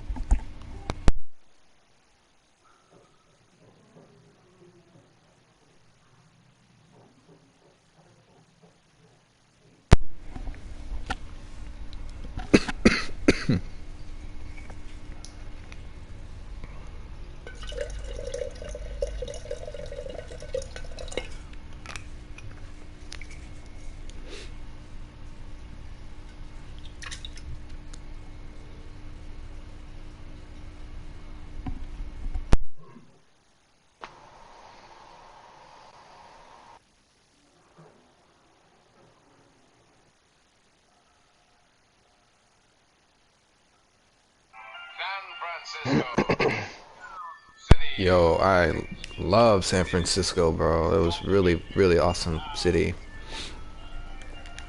I've gone twice. The second time just to skateboard. I did what you were talking about, Chainsaw. I just took my backpack and my skateboard. I went out there and had a blast. It's like my it's on my bucket list to go out there one more time. I definitely want to go, and I was able to go. I was able to go longboard the scenic route by the Golden Gate Bridge. Fucking really nice. And then, like, one of the things I don't really think about, but I think about sometimes, and probably better honestly than the Golden Gate Bridge, was longboarding downtown Chinatown in San Francisco. It was really fucking cool. I love exploring places like that. And when I went to Seattle, I went to the very first Starbucks that was created in 1971, and I was Oh, born damn. in 1971. So it was super awesome, and yeah, I love historical cities. I love seeing historical. San Francisco was badass. Yeah. And then I went down to see, and then we took a drive and we went to Santa Cruz. That was really cool. Did I tell you about going to the Alamo? Yeah, you told me you got lost and you ended up at the Alamo. I did. I took the wrong exit. That's funny. And the Alamo, I was like, the Alamo was like this tiny mud building. Bro, like, okay, so we were out there. This is the people in California. They're just different than the people in Texas. Like, we were out there, I met a bunch of them. and we were. So Santa Cruz, it's a beach, right? It's got like a long strip boardwalk kind of thing, and there's this train that runs kind of through it behind it, and we followed the train tracks, kind of just abandoned train track kind of feel, and we just kept following the train tracks. It goes over this bridge. It's in the afternoon, and you know, it just kind of feels like you're on a hike. You can see graffitis from other people and stuff, and it's just kind of like, it's really just chill. You see the water below you, and it's just really nice. Anyways, there's like a bird that got caught in a little like line or whatever, something up there, got this bird stuck on the top of this like bridge, and it's got the big steel I-beams that are like running up, and it's like, you know, it's a big bridge. It's not just like a little bridge. It's got this big like two-story like structure that's over it or whatever. I don't know what the kind of bridge it's called, but anyways, so we keep walking, we're just exploring or whatever. Pull out the bottle, and we're just hanging out, and then get to this little spot, chilling. All right, let's go back. When we come back, about an hour later, we come back, and I guess a jogger had stopped, and 3 other people had stopped, and somebody was going off to get a ladder, and like the community of just local passerbyers weren't having this bird stuck up in this fucking thing. Like, they weren't having it, and they were doing everything that they could to get this bird down. And so I was like just compelled. I was like, wow, like this, like y'all are really doing this for this bird. Like, I felt bad because here I saw the bird to begin with, didn't give 2 fucks about it. So that's nature, kid, and just kept on walking. Like, that's not our problem. Like, that's not our thing. But not just one lady, but some other people, and this other guy and this other person that while I was coming up, they were running off, and they were like, he's gonna go get a ladder. And I'm looking around like, where the fuck is you gonna get a ladder at, bro? Like, but he jetted off like determined, like boom. And so I was like, okay, now I'm feeling a little compelled. So here I go. I just start scaffolding. Like, I just start climbing up the side of the thing, like monk, like I'm climbing up a fucking, I don't know what, man, like the side of a fucking pond, like, cause it was angled, like at a 45-degree angle, and I'm just having to like I don't know, climb up it. And anyways, I climbed up there, and I got the damn bird out, and came back down, and everyone, oh, thank you. And got down, and my buddy was laughing, and I was like, dude, that's just so crazy. I couldn't believe those people came together like that. I thought they'd already have like a fucking GoFundMe and a trust fund for the little bird, and a fucking Facebook page, and a whole fucking thing, dude. They went crazy for it. But it was cool to see it, and I guess be a part of it, because they were all this for a little damn baby bird, man. They wouldn't, I know for a fact that nobody would have gave 2 shits about it in Texas, I don't think.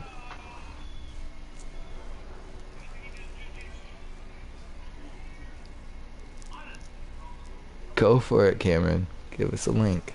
Let's see what happens. Who's Cameron? Are we streaming now? Yeah. Thanks for the warning. Oh, if you only knew, Chainsaw. If you only knew.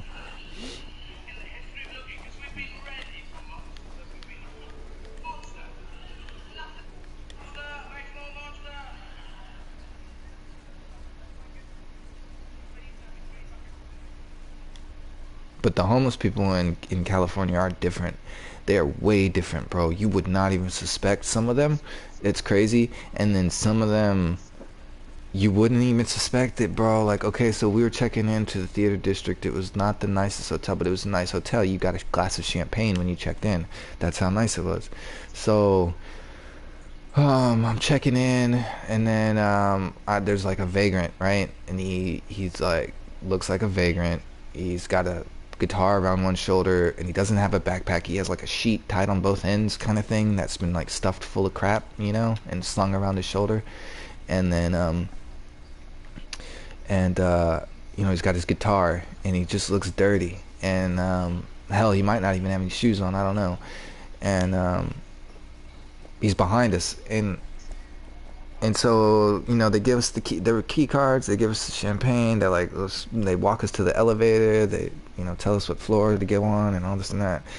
And we're like, cool. We get lost or whatever. And then finally we find our floor. And when we find our floor, guess who we see? I see fucking, you know, banjo guy over there. He's looking vagrant. He's just in the hallway. And I'm like, damn, dude just got past security and made it up here. Fuck. I don't know, man. Maybe they got us. I don't know. So, like, we check in, do the whole room thing. Okay, this room's cool. We go about our way. And then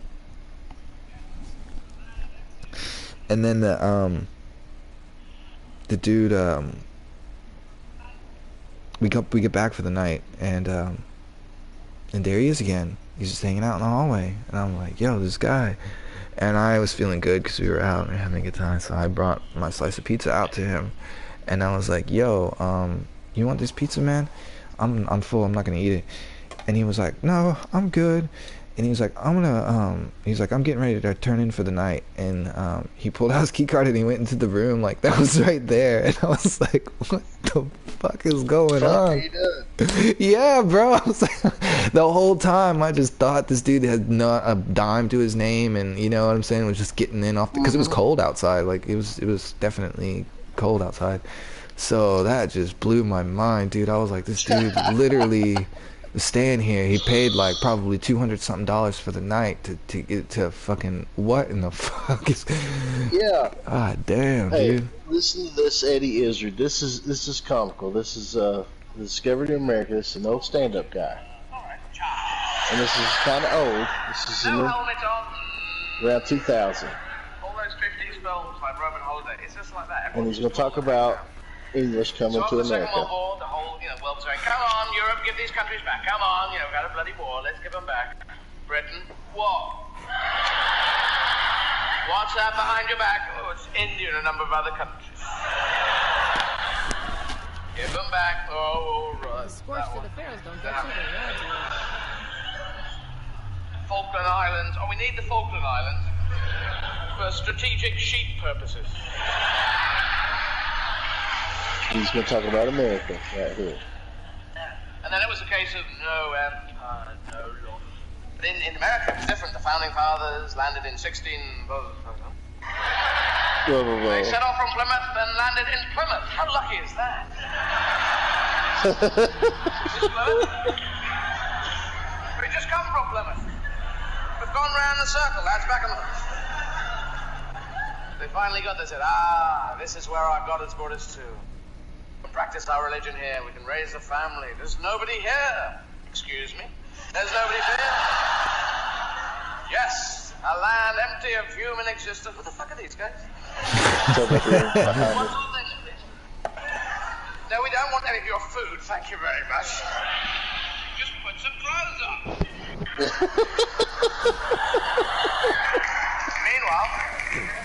Meanwhile, that winter. Excuse me, do you have any food? I love all this. Love it.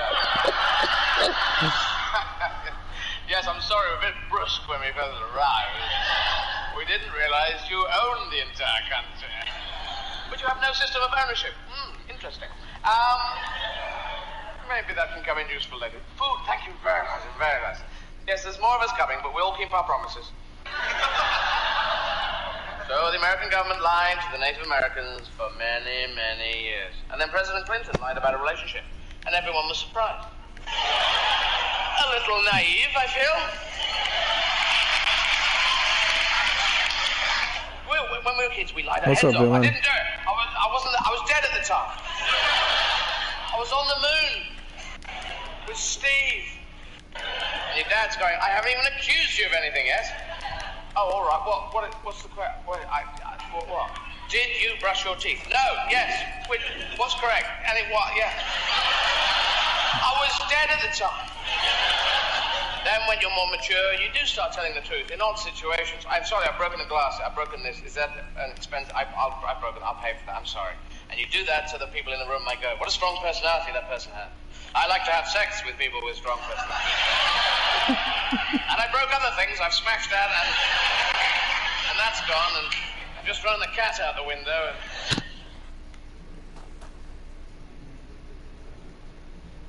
Who are these people? They left Plymouth and they landed in Plymouth. How lucky was that? Yeah, that was funny. How lucky was that? That's fucking funny. Yeah, that was funny. Have you ever heard of Sam Kinison? Mm-mm. Never in your life. Nope. This was a comedian that would probably not be very popular today. He was really raw.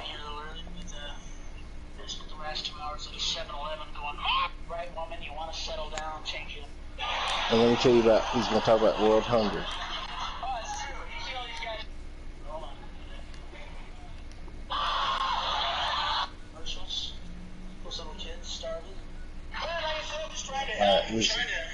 To do whatever I can for people. Like the World Hunger thing, the USA for Africa. Isn't that great? You guys hear the song? Nice song, isn't it? Beautiful. I'm like anybody else on the planet. I'm very moved by world hunger. I see the same commercials. Those little kids starving and very depressed. And I watch these things on TV and I see those commercials and I look at it and I go, God, how cruel, you know. Just a little kid out there, and I go, fuck, you know, I know the film crew could give this kid a sandwich. You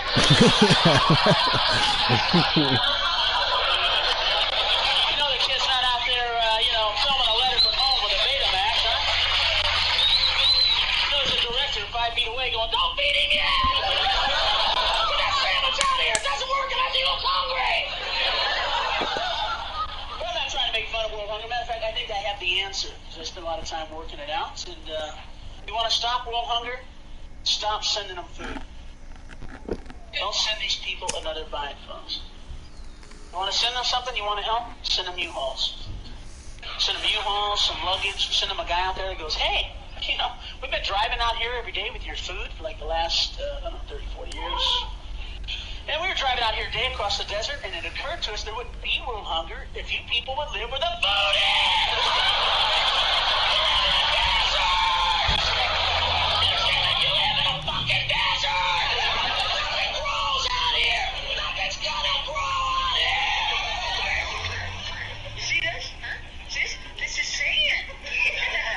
It's gonna be 100 years from now, huh? It's gonna be sad!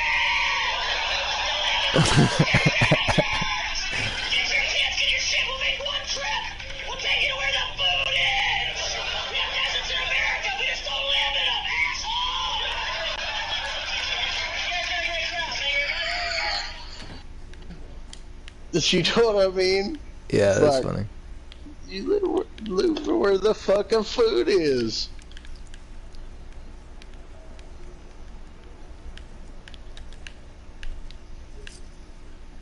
Rooster, you fuck.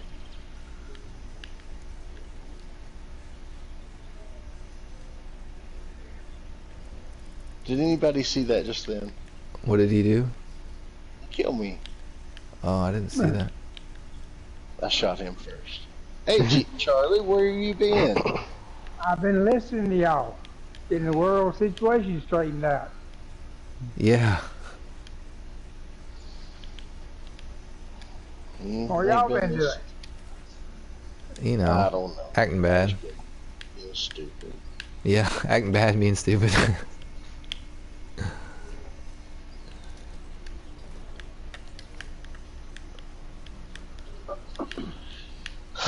It's a hard world, guys.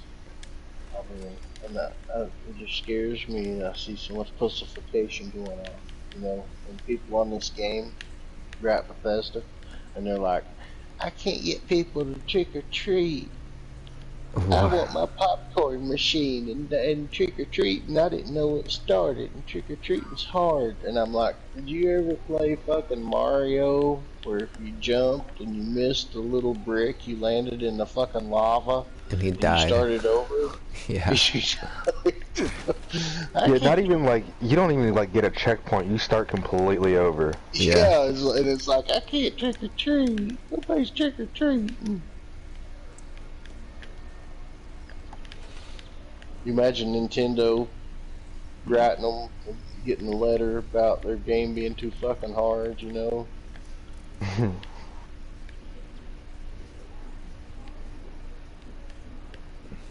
Like, you think that's hard? Wait till you get off the game and have to do real life.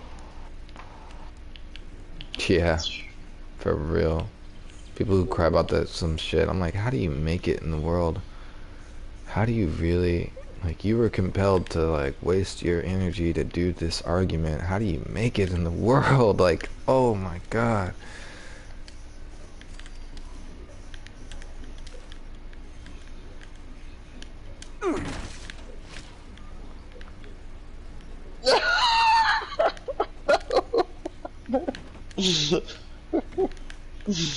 I stuck in his room and closed the door, and Rooster beat me in it. I closed the door and I was locked in with him.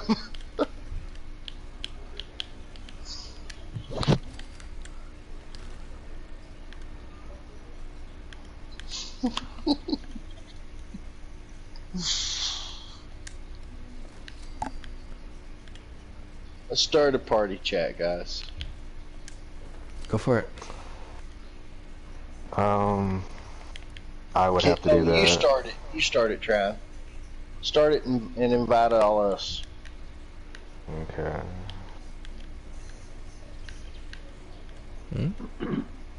And you guys, you should add Trine if you don't have him. He's a cool dude, man. He's super cool. He's spent a few days with me here. Oh, well, if he's been putting up with your shit for the last couple of days, I guess he's got to be good people. He is, man. You should add him, dude. He's super cool. Cool. And this is Killer, and GTO is a good friend of mine, Trine. He's a super nice guy. He'll help you along too, bro. You can add him.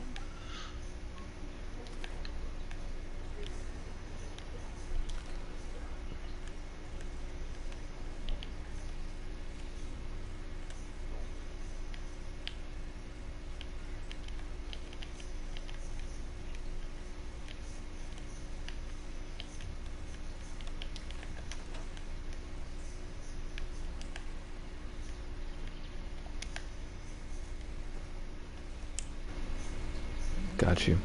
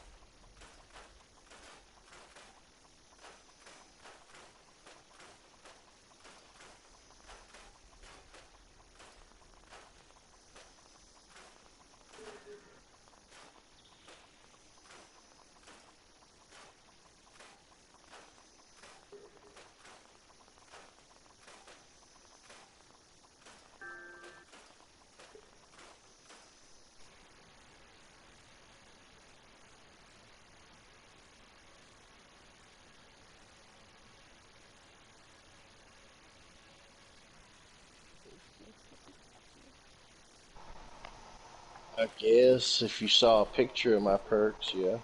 Why?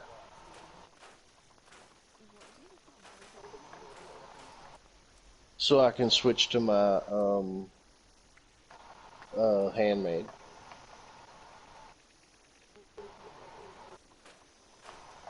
Should I change that?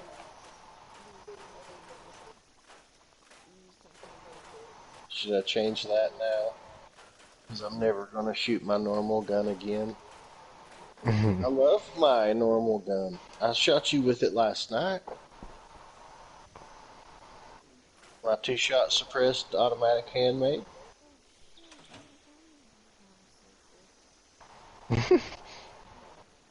Where are you anyway?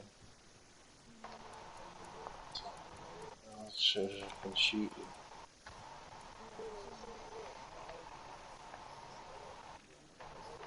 I don't want fireproof. Fuck a bunch of fireproof. I don't need it.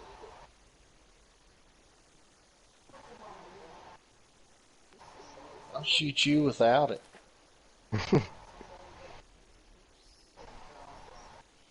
Dude, I got all my guns are explosive and I don't use fireproof. Even though the legacy does kill me super quick. Like this quick try, and let me show you. The legacy, it's like this.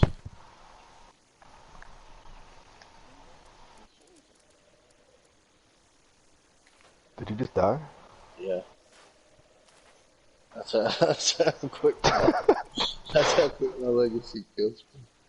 Like, you just, like, fell right in front of me. I know.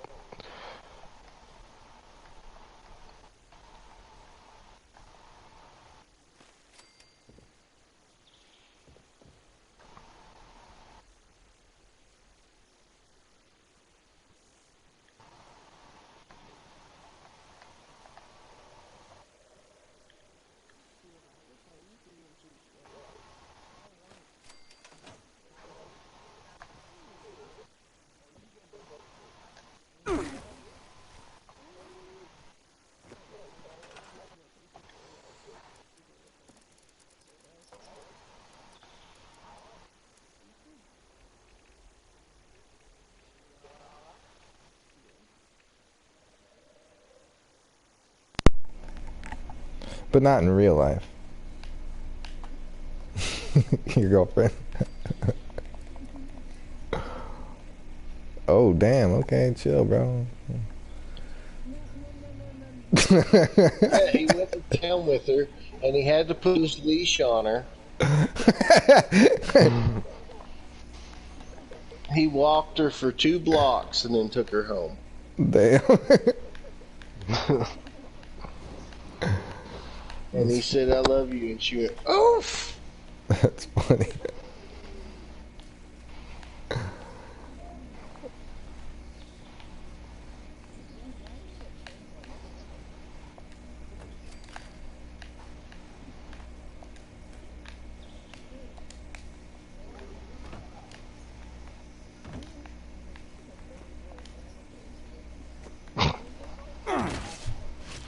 I look like a badass motherfucker.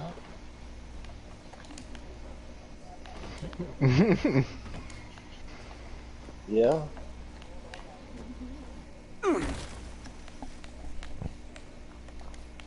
You know what that tells me? That when you see me, you know you'd have to do what I fucking say.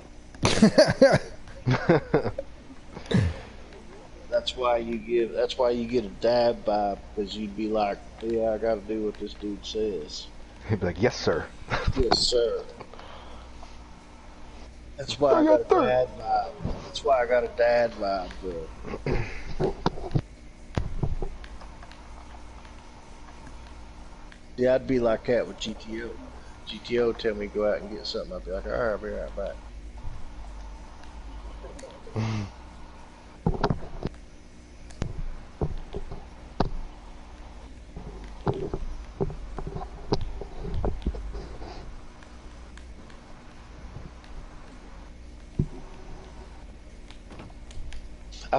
Oh, guess what, Killer? I got What's a fastest map on StarCraft. You want to download it?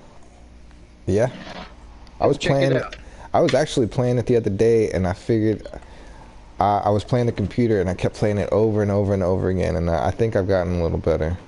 Well, jump on real quick. I'm going to get on. I'm getting on right now, Hold and on. I'm going to join my game. I'm going to let you. I'm going to let you download a fastest map, and this is fastest minerals possible. And you have 12 Vespane gas geysers, and an unlimited mineral field that is just one block of minerals. And you put 50 miners. Rooster. 50 miners on the one block. What? What? You don't even know what we're talking about. Yeah, they don't even know. How many horsepowers? You're not kidding me. That's funny.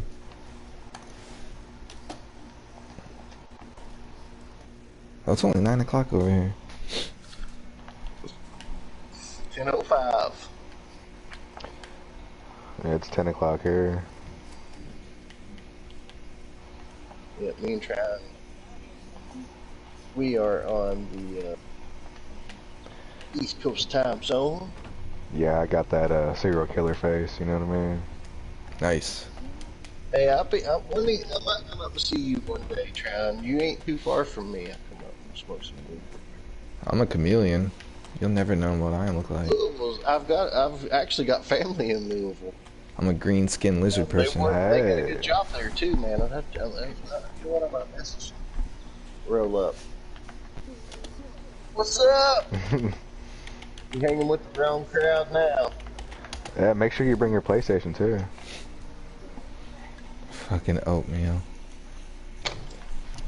Man,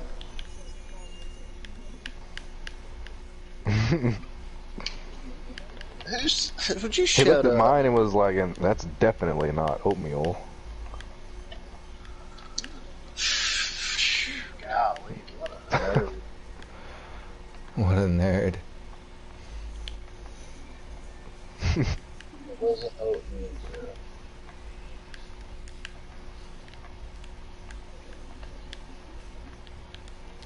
Can you forward those pictures into the chat you're in now, Rooster? Forward them into this chat if you want to.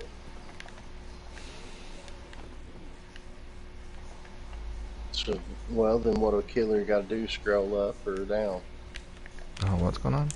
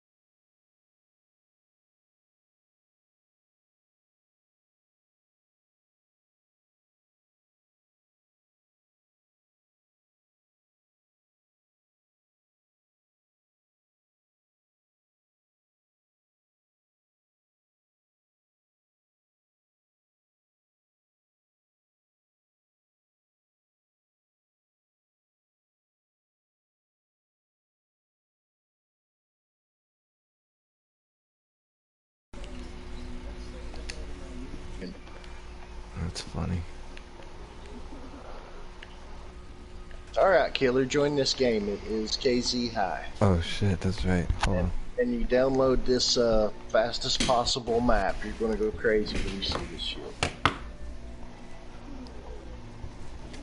Hold on, it's not even up yet. Give me a minute. You're fine. I'm waiting on you. I'll be right back.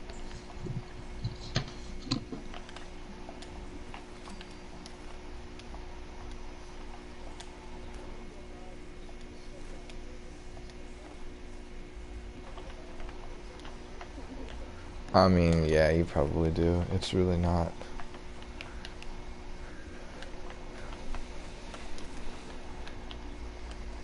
I mean, yeah, of course, there's always that possibility, but like,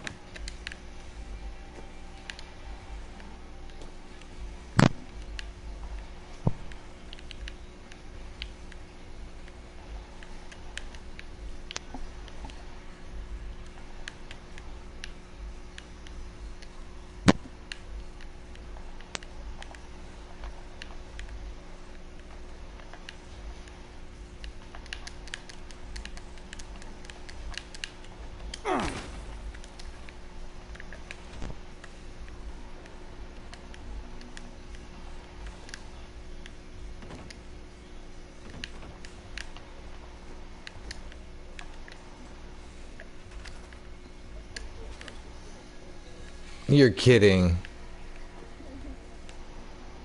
What the hell?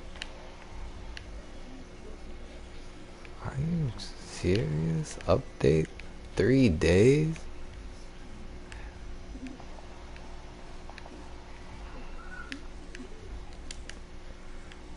I'm sorry, man.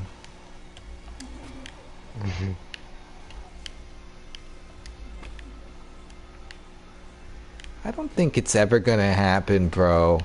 I'm just kidding.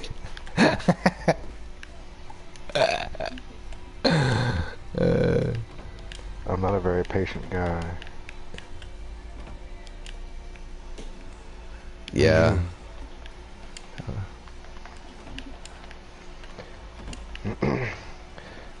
Actually, believe it or not, you'd be surprised how many schools would not accept me. Dang. I was rejected by a bunch of schools just because of scaring people. It wasn't just that, it was a bunch of other things, but that was part of the reason, yes.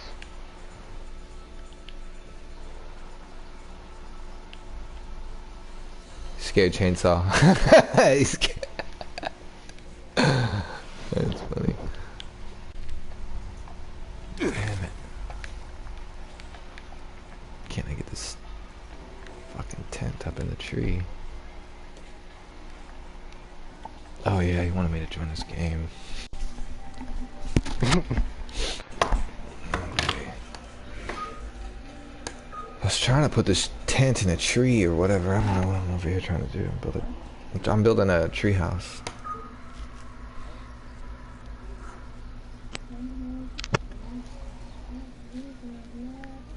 Where they always build under the bridge in the Mire. You know that spot? Yeah, you know that spot. Alright, here we go. Let's search for this game.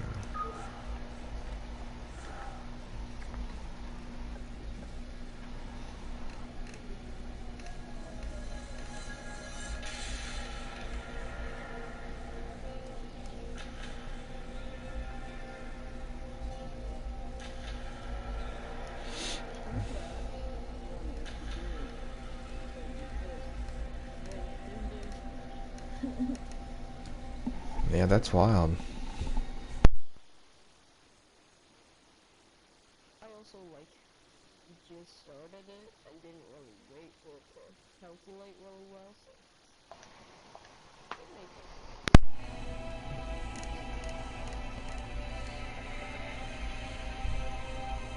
a minute. Oh, there he is.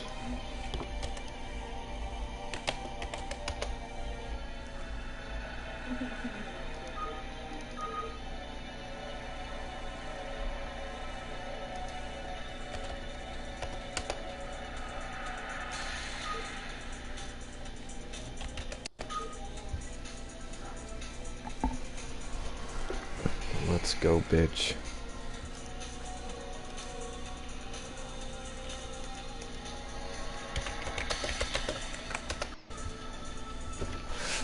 I should double stream.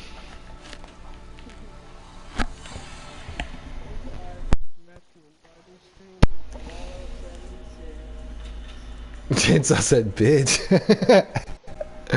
You can hear me. He's gonna try and rush me. Okay. You gonna do the 7-minute rush? Yeah, I've been learning.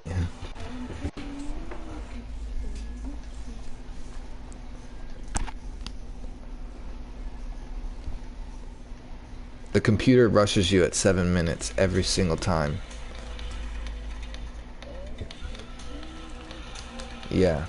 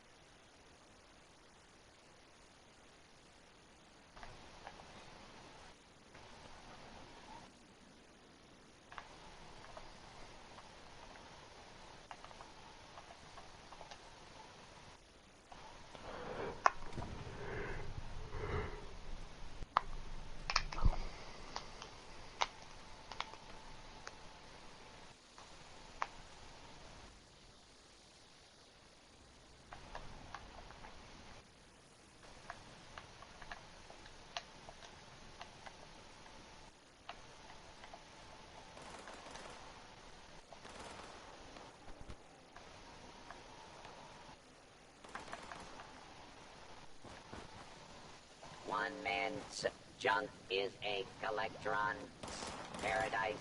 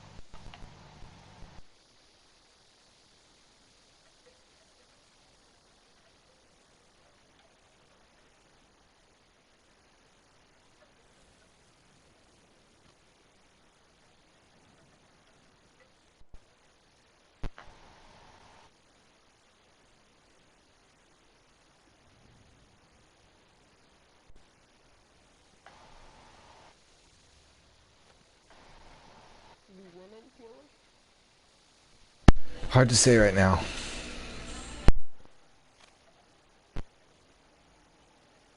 In the initial in the first like 5 minutes, you're building. It's a frantic race to build up enough supplies and create enough troops, and then if you can, typically that's how it goes.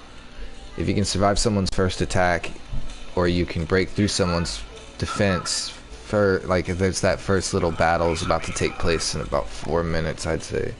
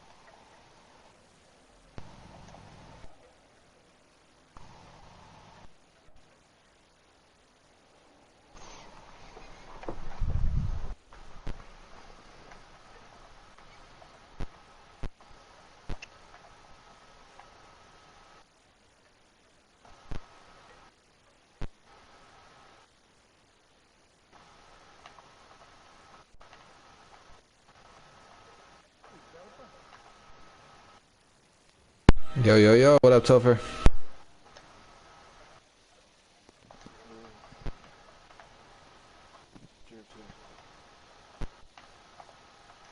Scaring Chainsaw in StarCraft. He was gonna attack me and then he backed up.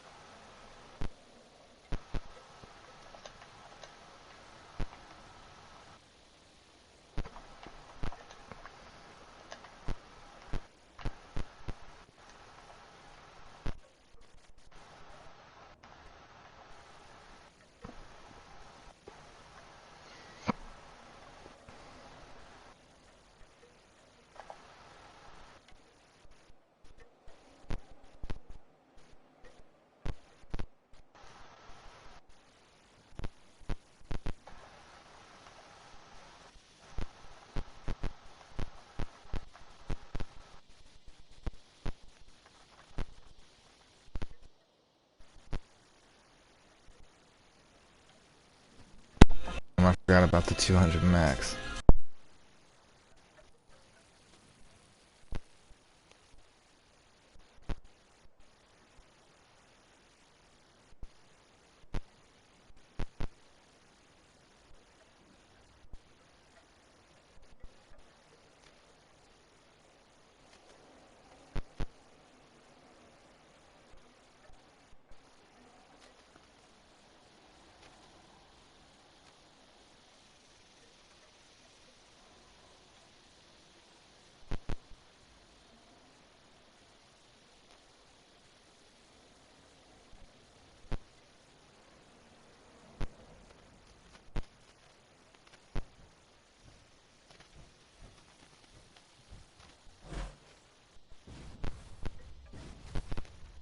I should visit that giant teapot next time I go out. We'll see how robot tea stacks up.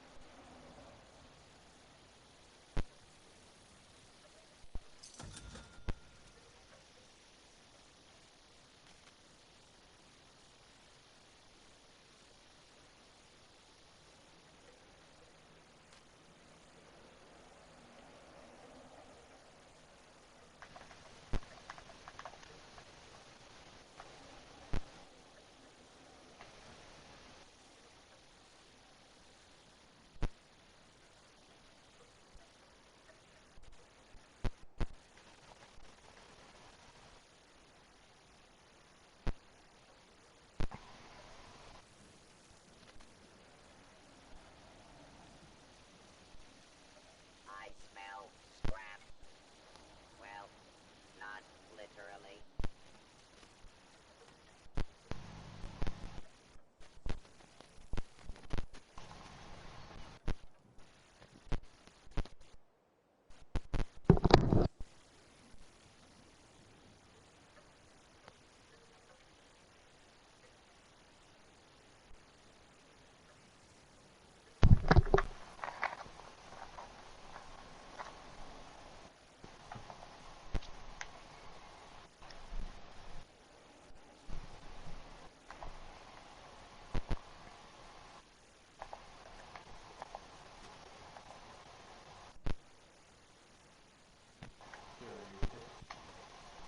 Yo, yo, yo.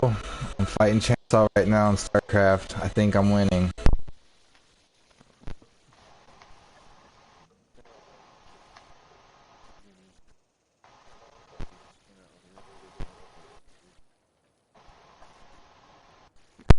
shit.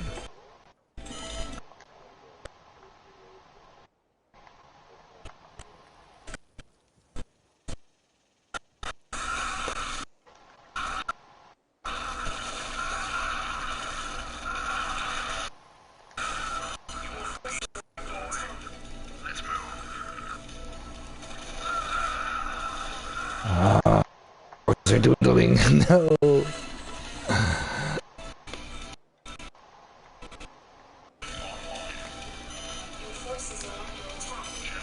I spoke too soon.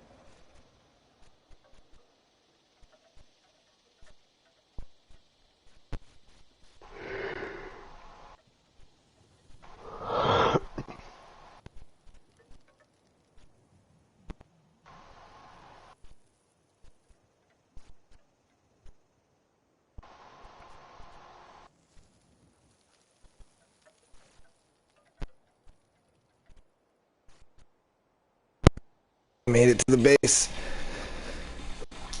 I pushed him back far, and he came back with the last like battalion. I don't know how many more troops he had. Probably had a lot more.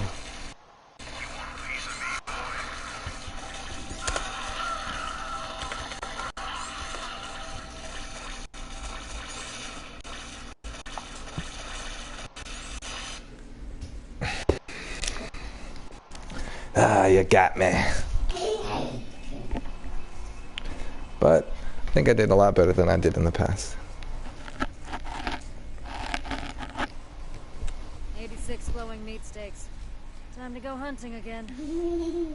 What's up, guys? Thanks for hanging out in the stream while I play another video game real quick.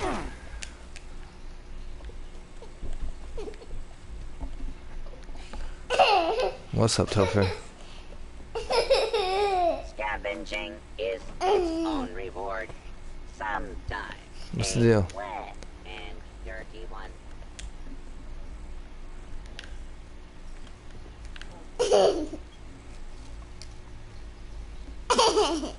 Don't trust it.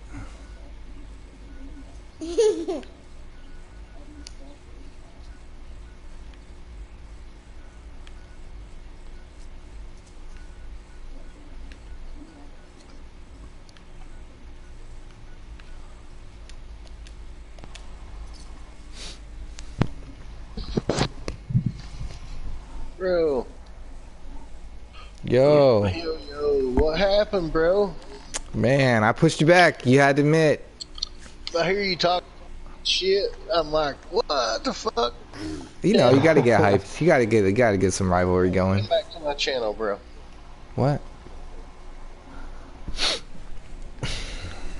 That was your first fastest map, too. Yo, So- but not too bad though, right? No. No. I gave you a it good. was- I gave you a good it was push. Not bad at all. I was like, what the fuck? No, good, cool, yo. I know. I was like, what the fuck? I mean, I was actually like, damn, he. I was bringing it right. Yeah, there we go. Okay, cool. Because I'm telling you, I sat there and I fought 3 computers, like over and over and over again, and the matches weren't lasting like 5. Map. Yeah.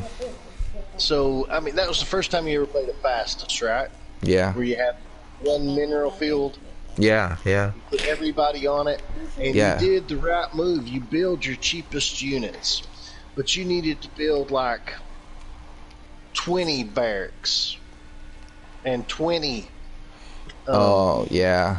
I was still cranking. I'm hit max units fast. That's why I attacked you, because I hit 200 cap. You want to be able to replace all those units. Yeah. Just as fast as you made them. Which I was kind of doing until I hit your like mammoth things or whatever. And when I hit those mammoth things, that's when you really stopped me. And I was like, shit, I'm not breaking through that. Oh, don't say Yeah, that. they started fucking you up. Yeah, that was it. And then you were able to push me back with those. You had your big boys in the back, and they held the line. If it wasn't for that, and then yeah, and because I was so thinking like, oh, I got this. I'm gonna watch my last couple troops in there, and I went back and I was like, okay, yeah, I'm making them fast, but it's all right. And then nope, wasn't fast That enough. is the macro. That's the macro part of the game. Yeah. That is micro is your minerals. Macro is replacing your units. And you got a hotkey.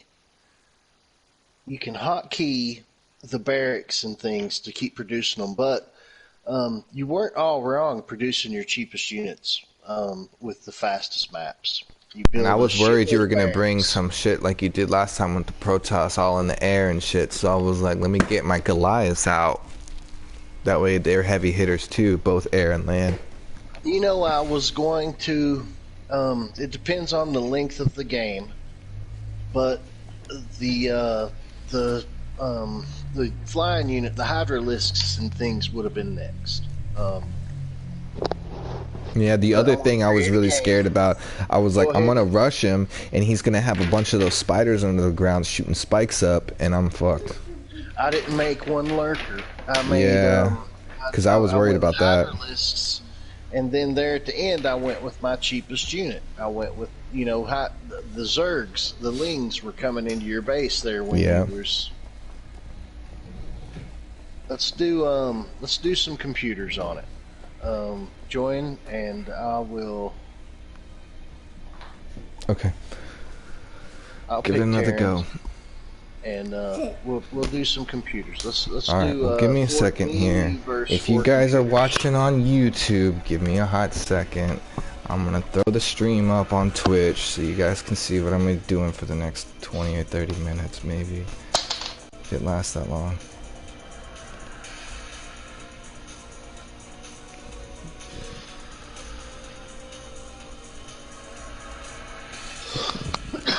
You could actually bring some interest back to StarCraft when people see how good this game actually is.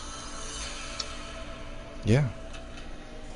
This is one of the greatest video games, strategic video games ever created. I mean, Sometimes my friends have like played games for a very long time, and then all of a sudden they like flick a switch and they hate the game and they won't. And I'm like, dude, you forgot where you came from, bro. What the hell is wrong with you? No. This game is not. It's still up to date. It's just as good as anything out there. Yeah, it's just some people, you know, and back in the day, it's just, you know, they'll still scoff because like they're just such a fan of newer tech and newer games that they'll, even though they were a fan of it once, they'll still dog it and talk shit and find the kinks in it. This is a digital chess. This is a Right? digital, Yeah, that kind of digital thing. chess. Oh, It is why would not- you play that like 1991 bullshit, bruh? Like, and I'm like, you gotta like, you know, there's, yeah, you know, this is This what. game will never. This game is like chess. It is beyond Yeah. its time of creation. Well, you know see, what I'm saying? that's why you need to play XCOM 2 again, and you need to play it with me. I don't give a shit what you say, Chainsaw. You gotta play it with me, okay? I will. You've tried this with me, so. There, good. Enough said. Hold on, let this Streamlabs start up, just in case anybody does want to. All these guys should watch. Everybody watching should watch this game.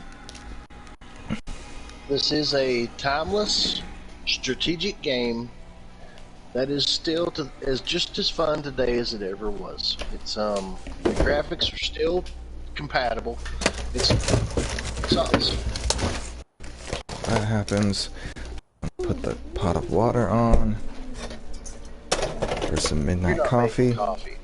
Yeah, I don't have work tomorrow. I'm off. I ain't got shit to do. My wife's off work. Yeah, man. My wife's off work tomorrow, so it means I don't have to drive her to work in the morning or nothing like that.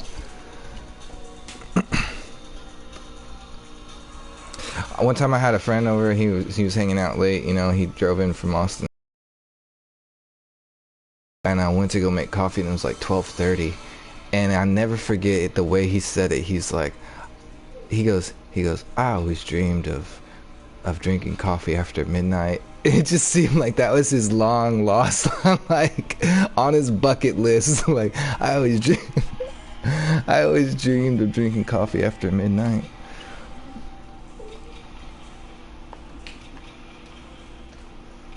Yeah. Yeah. Yeah.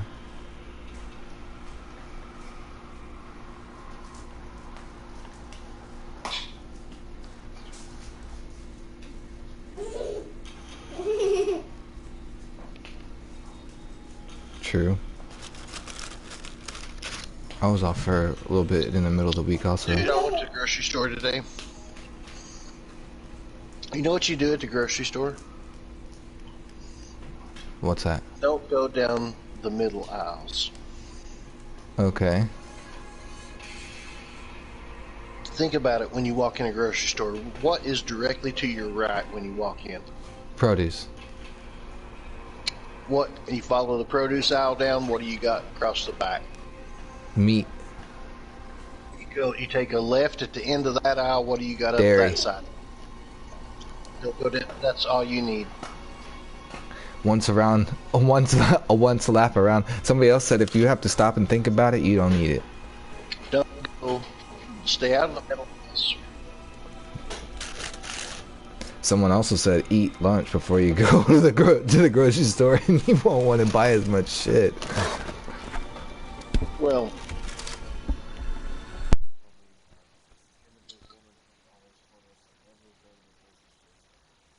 don't go hungry. Don't go hungry. And if you go stoned, you might not even get what you're after. You'll be like, oh man, I'm fucking too high to be in here, and you'll grab some shit and leave, and it wasn't even what you needed.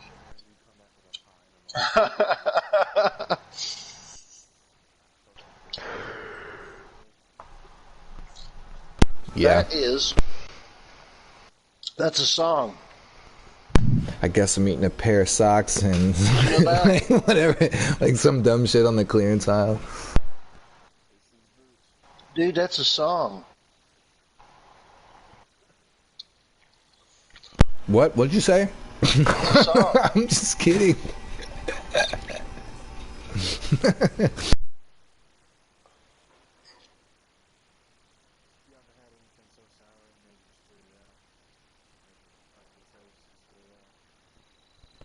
Sure.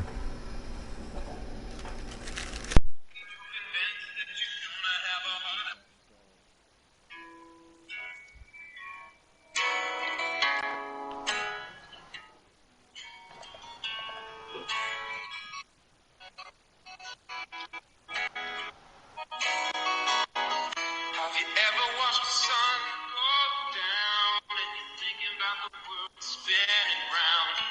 Yo, we're out of here against 4 computers. No way. In the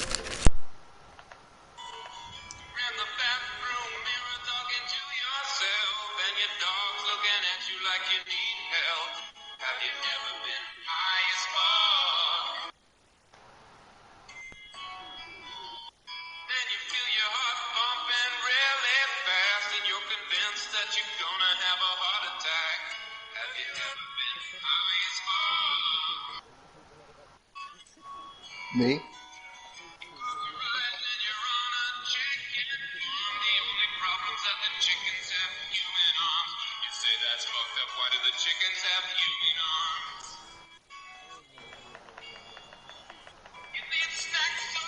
Listen to this.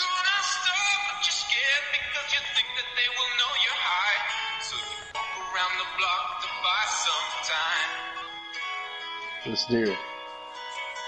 Finally decide to go in the store, but you're so high you don't know why you're there anymore. So you just buy a pack of gum and get the hell out of there.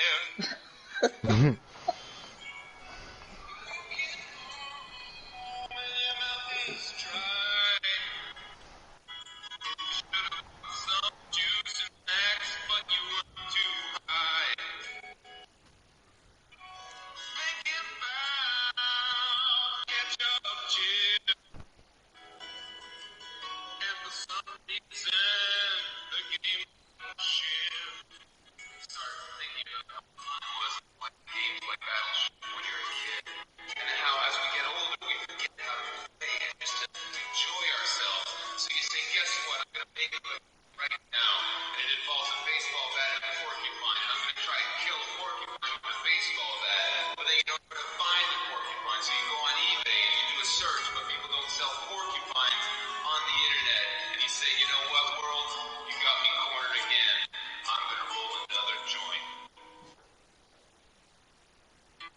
Amen. That's not true. I won't come up with another game, but you know what, world? You screwed me again. That's funny. But it did hit on the fact that you go to the store high as fuck and you don't know what you went for anymore. And buy the wrong shit. And then you're like fucking cotton mouth as hell. You're like, I should have got a drink, but I was too fucking high. Yeah, I've wandered around Walmart once or twice. And then a third time just so that I could get the shit I was there for.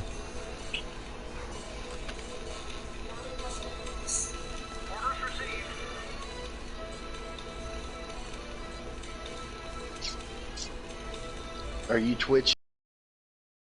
281 Killer on Twitch.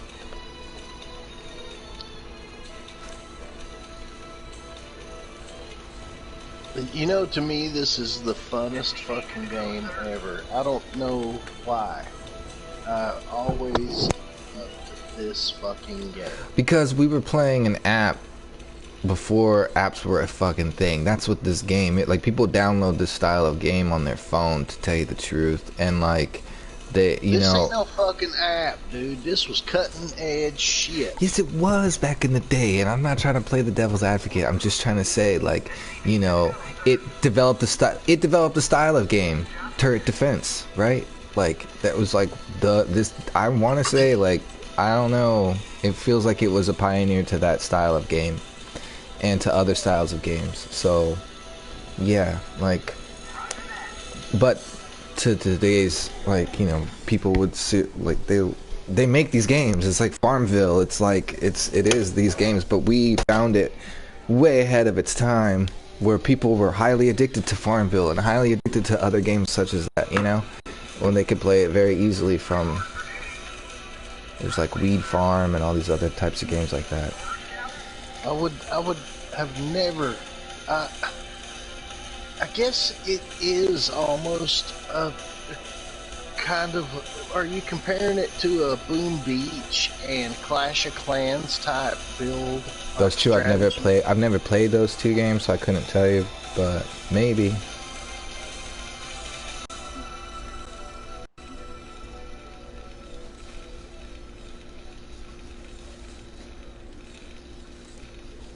Yeah.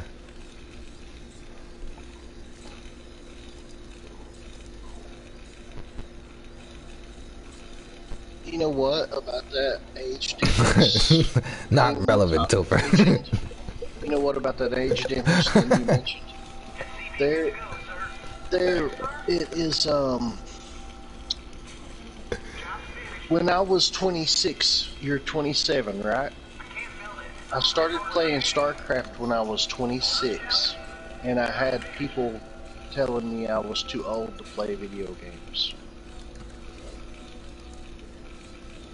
Well, I did not listen, but you're at the age I was when I was getting told I was too old to play fucking video games. Yeah. It's, there weren't. Well, and that's the thing too, like, if someone had told you back in the day. Yeah. They would have, if they'd have known this game was so badass. Yeah, but they wouldn't have got a concept about people that want to, because even when I was a kid and I started hearing about other people watching kids play video, I was like, I didn't understand that concept right away. I didn't get it. Yeah, it didn't make sense to me. You know what? I did. My friend's kid. One day I was over his house, and his son was watching a guy play a game on his TV. Yeah, and I bet you were like, "What the fuck is wrong with you?" Yeah, I really did. I did really not get it, man. I was. You're right about that. Yeah. I never comprehended. I never imagined somebody would watch somebody play a video game. Yeah, and there's something else that we're missing, guys. There's something else that we're missing, and we are gamers, and we should be on it. And I'm trying to wrap my head around it too. Yes, dude, and this metaverse that's coming, and I mean, you know why it's such a big deal? Why the whole, like, digital universe is going to be such a big deal? And it's for it's for transhumanists. That's why they need a digital universe. They need a real digital, somebody who wants to literally download their brain into the computer. Yeah, they literally want to do that, because by then their consciousness will live forever. If you were this person, an elitist who could do this, why would you want to put yourself into an iMac? Why would you want to put yourself on today's internet? It would be the most boring fucking thing ever, right? So that's why they want to create this world where you could download yourself into the computer, right? Leave your physical body. It's dead. It's lifeless. You now are forever trapped inside this world. But it's super cool because there's this digital world that you live in, and like there's digital shit that you can buy, and there's money, and it's a real world. It's a real fucking world in there. Like you don't have a physical form on Earth, but you have USD because you own cryptocurrency. Killer, I'm living that life now. We are living digitally.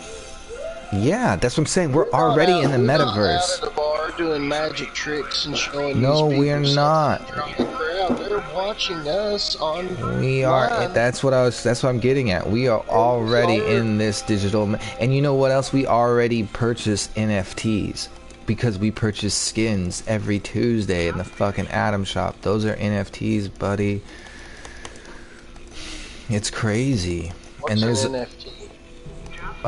It's basically, well, typically, okay, honestly though, okay, these are fungible tokens, but the non-fungible tokens are a unique item created in digital space that someone buys. Now, right now, mainstream is easily understands this as art, but it doesn't have to be art.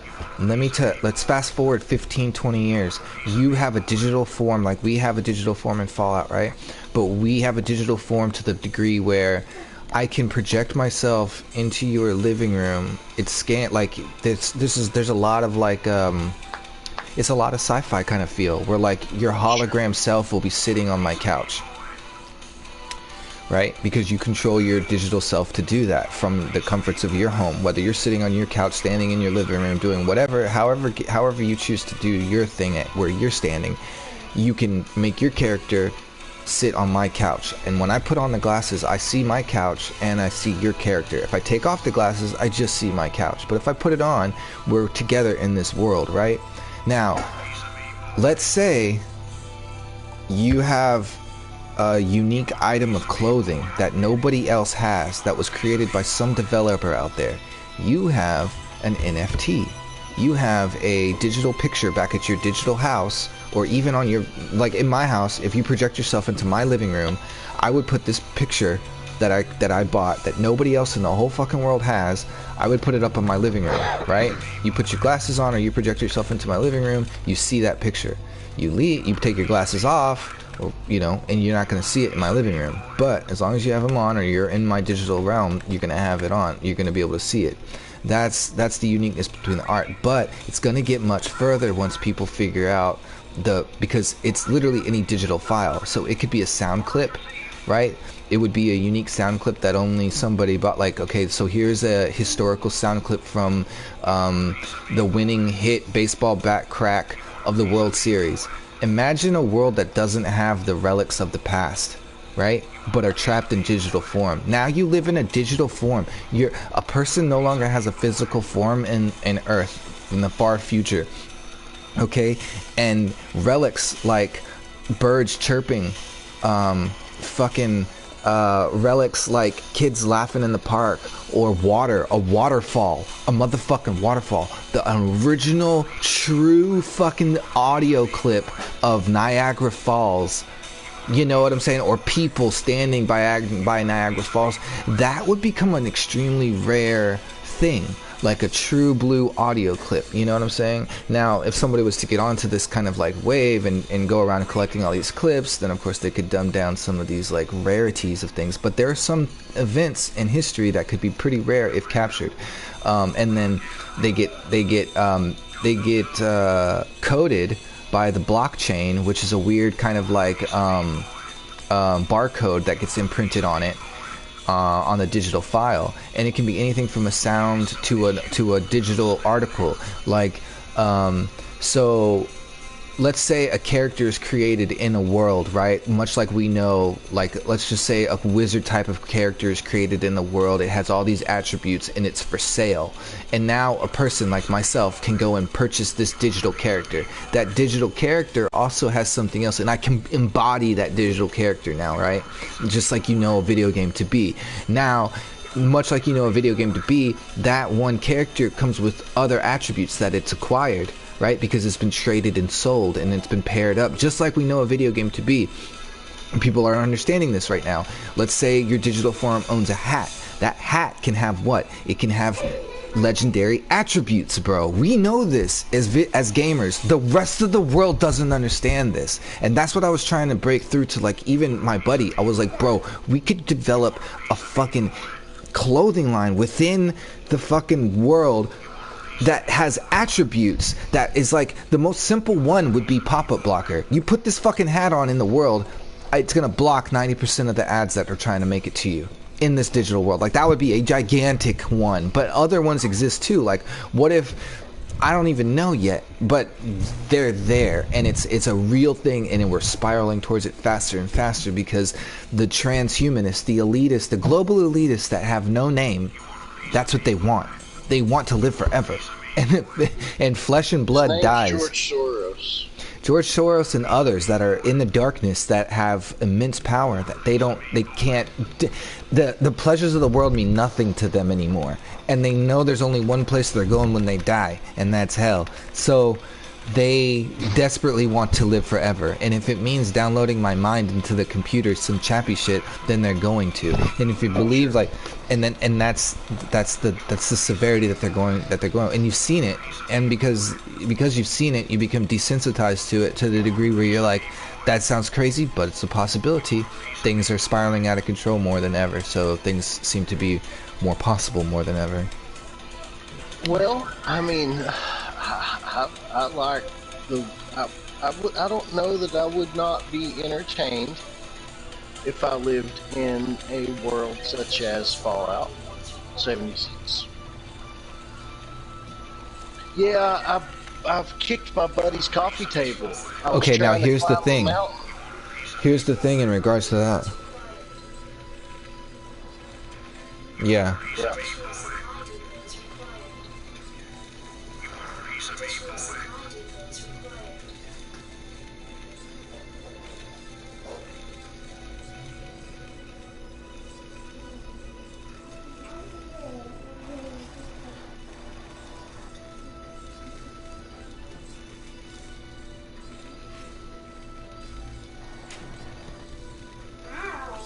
Yeah, exactly.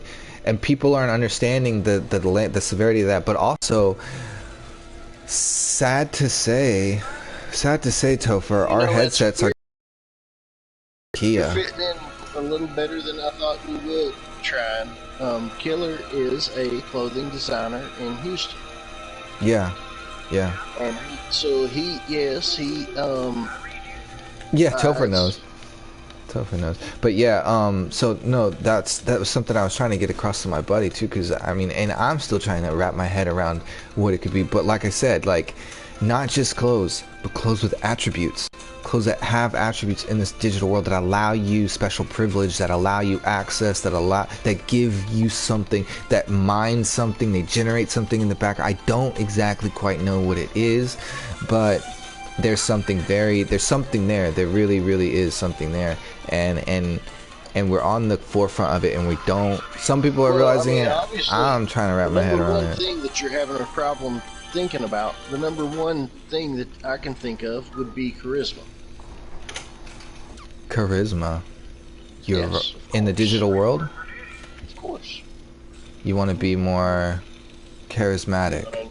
Yes, you're going to have to be. Okay. I don't know of any world that you wouldn't be.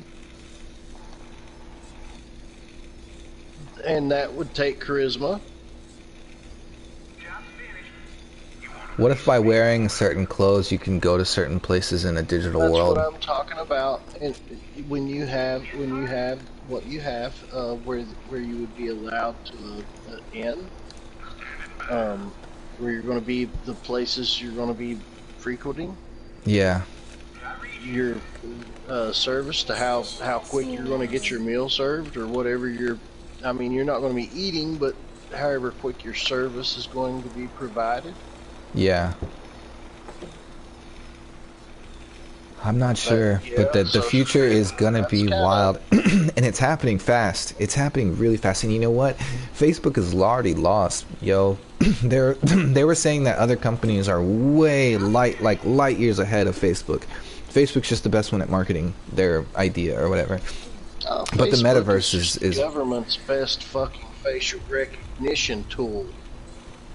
I'm talking about the race to the metaverse. They're pretty much already in last place. I was watching this YouTuber and he was talking about how the company Tencent is like far better and has created even some of the platforms that we're on. Like Microsoft is light years ahead of all of these guys as far as Facebook, because they've already created worlds. Like they've already created worlds, and they're over here still trying to create these worlds or whatever. And other people have been already created these worlds and have already had participants. Like there was one Second Life or something like that, and just all kinds of stuff that they were talking about. I can't remember the video, but they made very compelling points, and I was like, damn, yeah, that does sound pretty legit. Like if Zuckerberg says anything, everyone's going to listen. If other people say something, yeah, they're going to listen, but it's not going to make, like, you know, Life magazine times. I like Roger Waters' reply to Zuckerberg.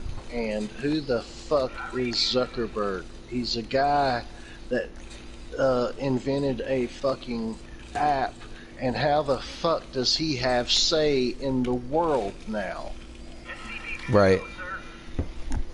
It's true. It's true. Like, what are his qualifications to be some mogul or whatever? To be, to have a say in the policies of the planet. Yeah. We're not talking about being a mogul, we're talking about a say in fucking the world. Did you hear when he slipped up, though? And he said that he was still, like, he used to be human, or was still human, or some shit. I was like, who slips up with that shit? Let me tell you what happened to Mark Zuckerberg. He ended up in court in Washington, D.C. with AOC accusing him of having Nazi ties and whatever else she could, until she made him realize that we are here to take your money. Wow. And then he started fucking acting the way they wanted him to.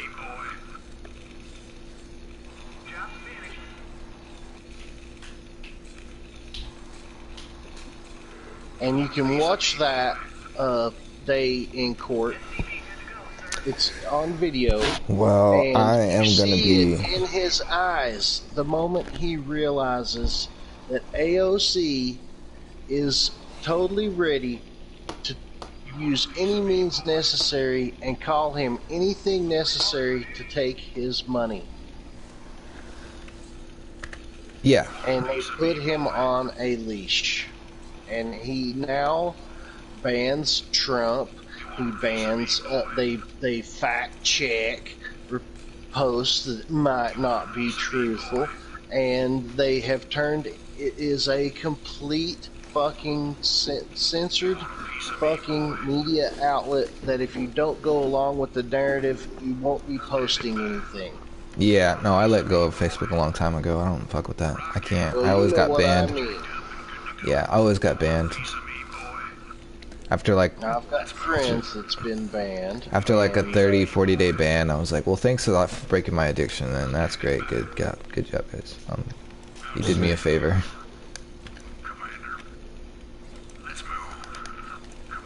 Yeah, it was like the best thing that could have happened was being banned for like 40 days or some shit. They gave me like a 45-day ban, some dumb shit, and I just uninstalled the app, and ever since then I've just never fucked with it. And you were free. And I was free, and I was done. Because that's that thing, you know? Don't do something for 3 weeks and you won't do it again forever or some shit. 90 days, some dumb shit, I don't know what it is.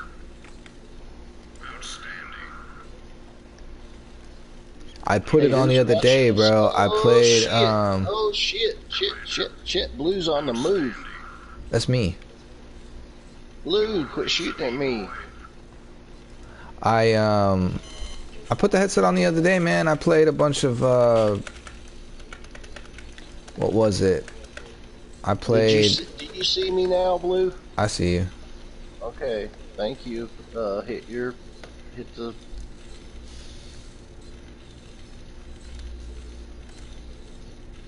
There you go.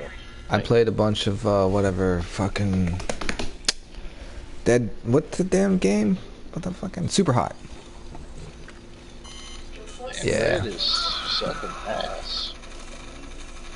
No, I just really like that game.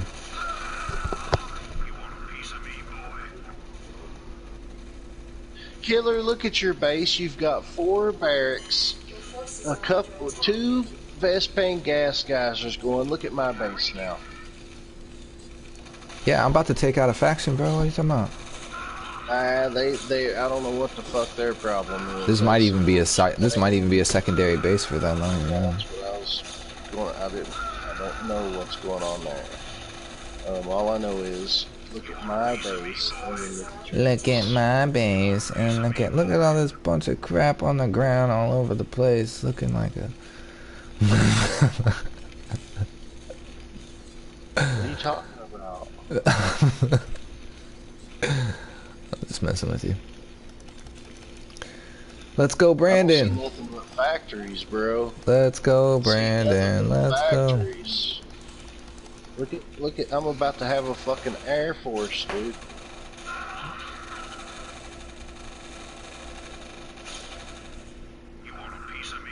That brown sucks too. What the fuck? You want a piece of meat? Oh shit! Here comes purple. You want a piece of meat, boy? I got ribs. I got wings. I got thighs.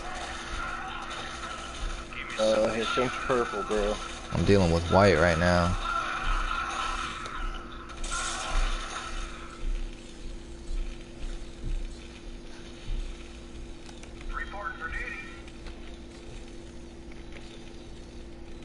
Yeah, you just think you're dealing with white. You want a piece of me, boy? You want a piece of me, boy? Your forces are under attack. Okay, freeloaders back here. Get up there.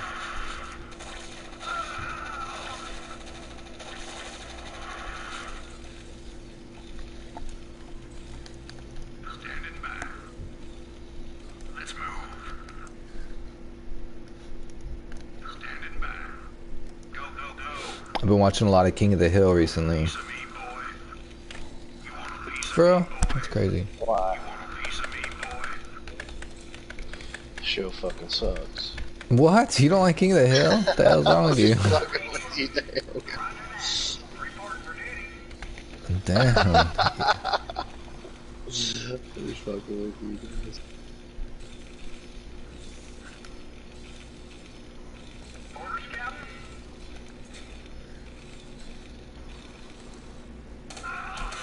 Fucking purple tanks.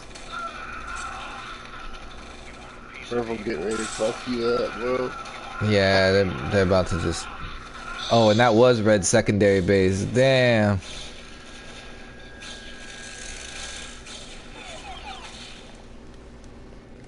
Yeah, Chainsaw, I hope you're doing something over there, because I was not doing shit over here.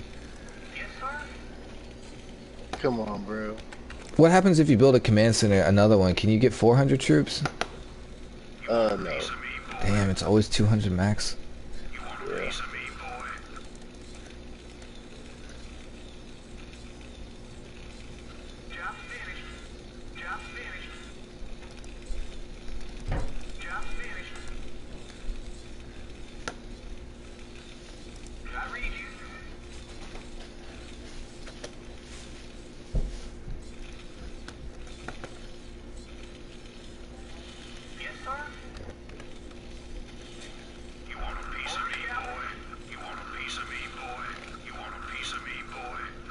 Yeah. Piece of meat, boy. Piece of meat, boy. I got ribs, I got thighs, I got... What kind of meat you want? He's saying me, not meat. No, he's not. Yes, he is. You want a piece of me? No, he's You want a piece of meat? Jeez, where did you even get that? You want a piece of meat? he wants some barbecue. You want a piece of meat, boy? Yeah, see? Oh, goddamn meat.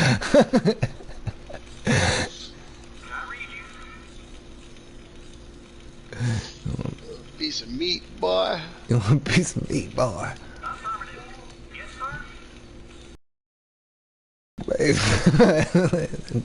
Shit. Man, I got me a rotisserie chicken.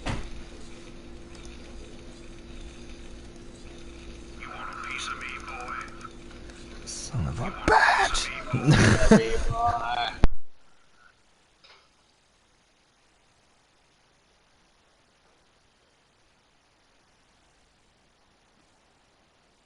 They gonna come eat your ass. If they attack you, killer, you're so fucking dead. Yeah, I'm done. I'm just gonna fly my buildings over there to you.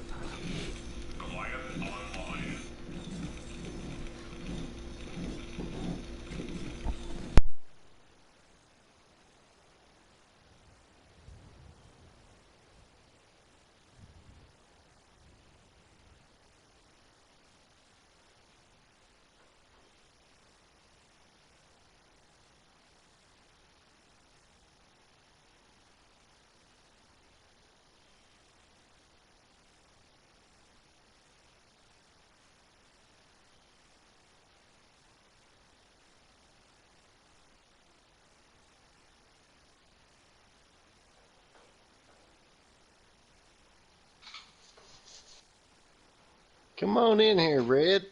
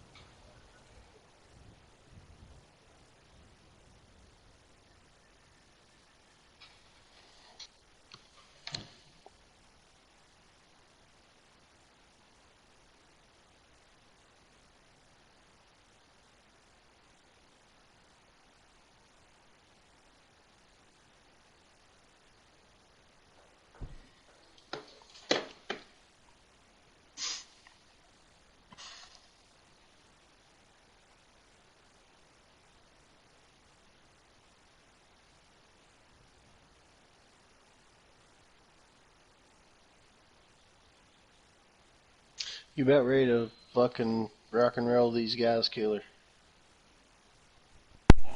Alright, on your call. Let me know. Well, give me 1 second here, bud. They're about to be so toasted it ain't funny. Yeah, Red's showing up at your door. Red can waste his time all he wants. Just finished. Yes, sir. Orders received. You want a piece of me, boy? You want a piece of me, boy?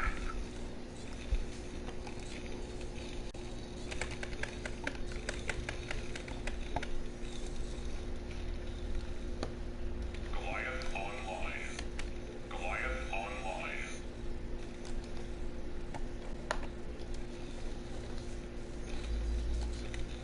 Comlink online. Acknowledged HQ. You want a piece of me, boy? Goliath online. You want a piece of me, boy?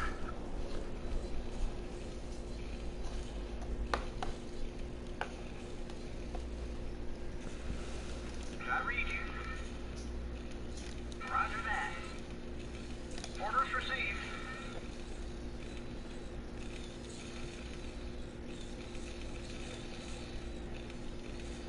You want a piece of me, boy? You want a piece of me, boy? Goliath online. You want a piece of me, boy? Comlink online. Confirmed. Systems functional. Go ahead, TACOM. Goliath online. Channel open. You want a piece of me, boy? Go ahead, TACOM. You want a piece of me, boy? Jacked up and good to go. Go, go, go.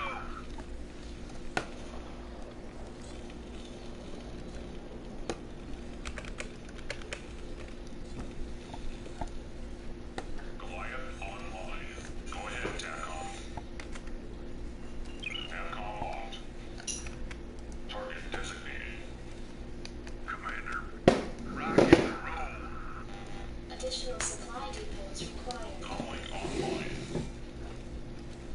Standing by. Goliath Additional online. supply depots required.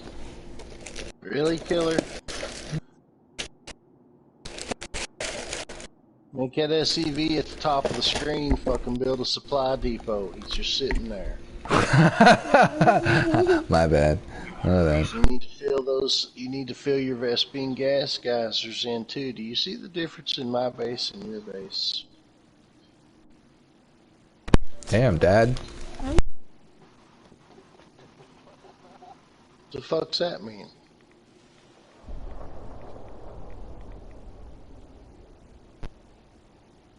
Got your ass.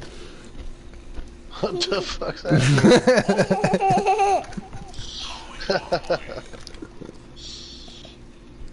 Forces are under attack. Let's move.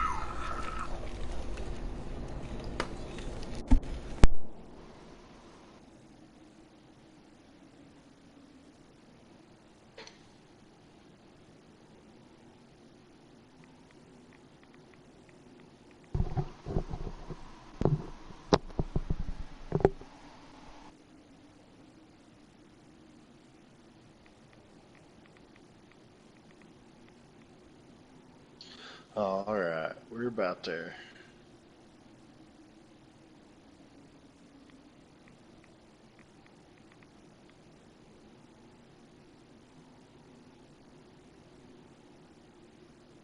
Just about. I got another.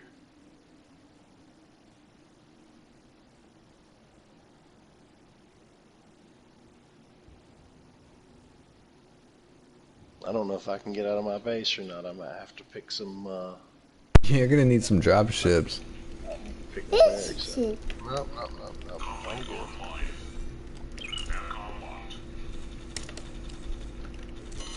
Forces are under attack.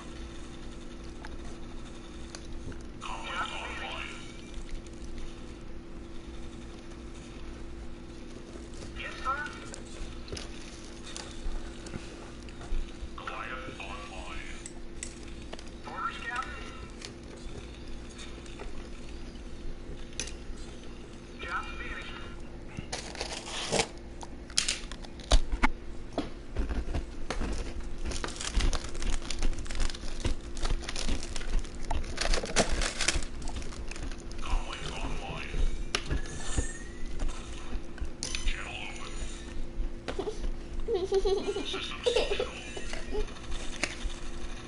Your forces are under attack.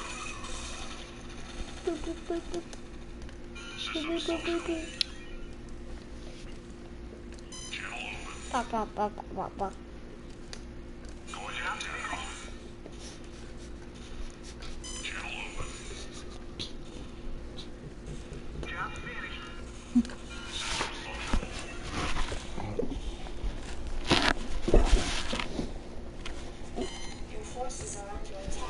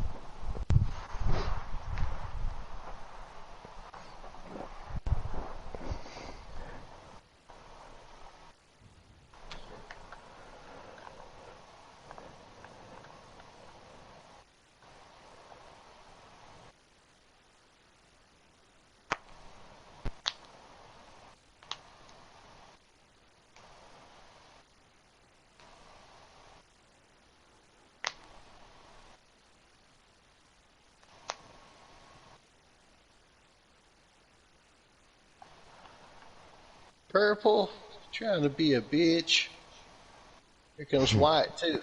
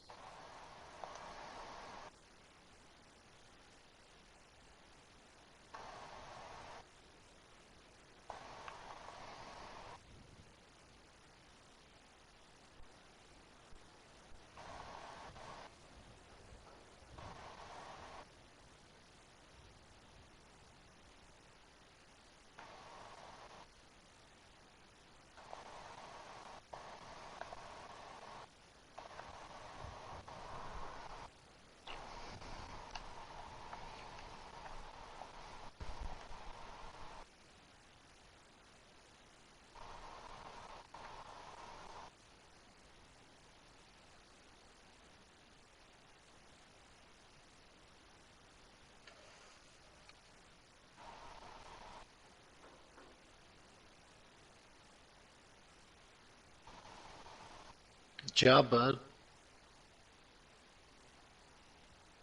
Yeah, not too bad. Not bad at all. You like the fastest map? Yeah, it's good.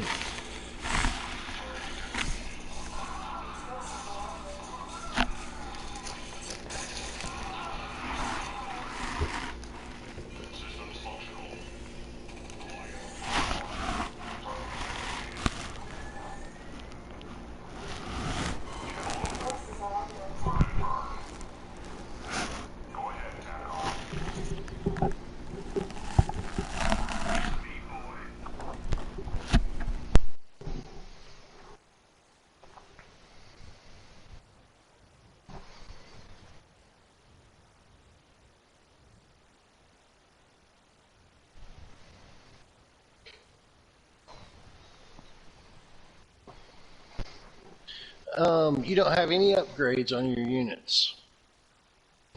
Nope. Yeah, you need to upgrade your own.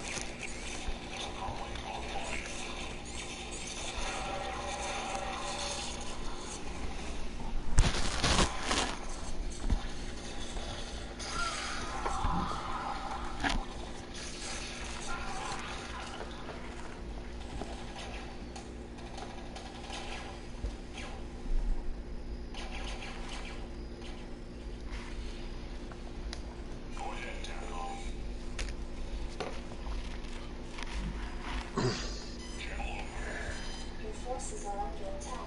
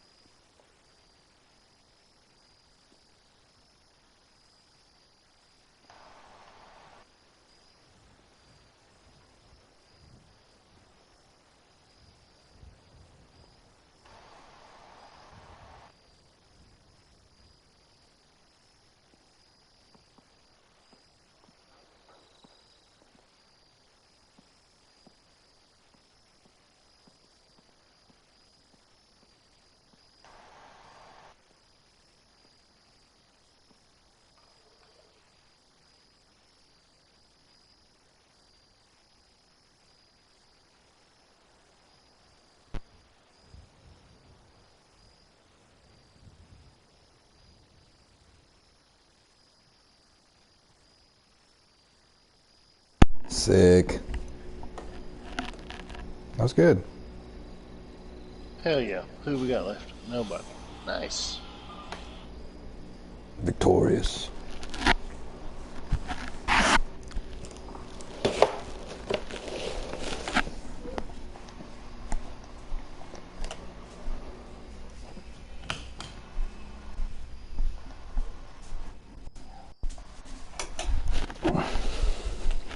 Yeah, right.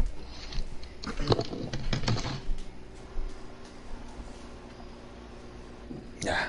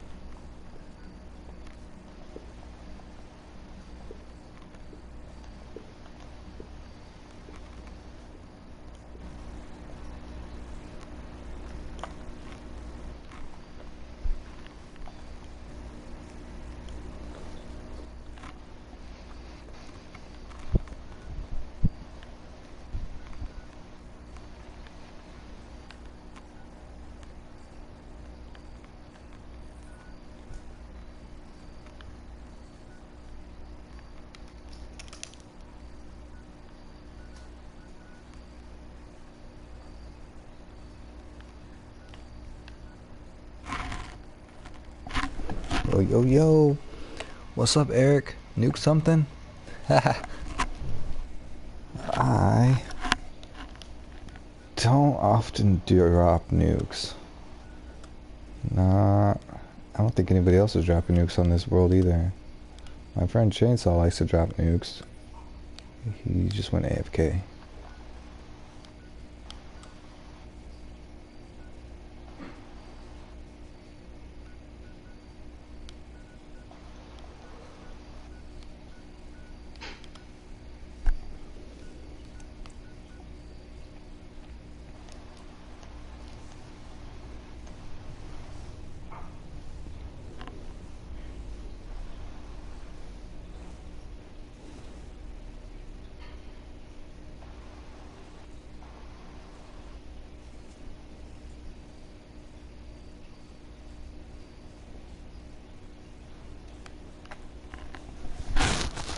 What the heck?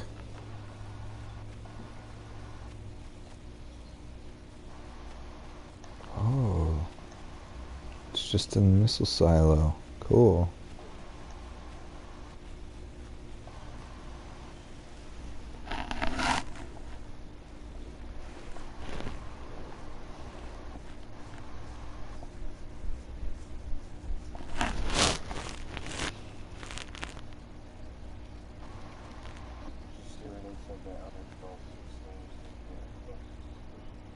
What? That's crazy. Wow.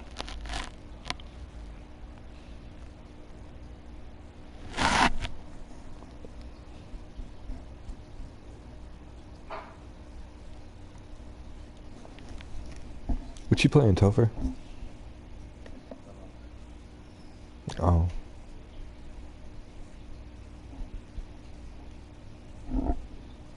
Thought you were running around GTA.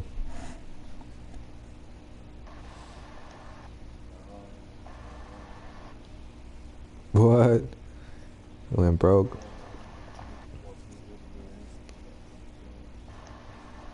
I told you. It's fun for like a week and then it's like, dude, this is bullshit.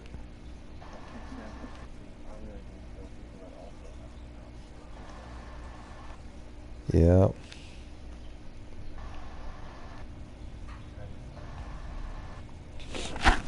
I mean, we found it in Fallout, but I mean, it's just not the thing over there. Like, it's a tough ass grind. It really is tough ass grind.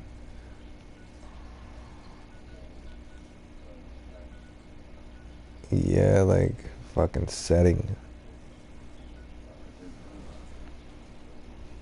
You gotta set up for the job, and then it's like 8 setups, and then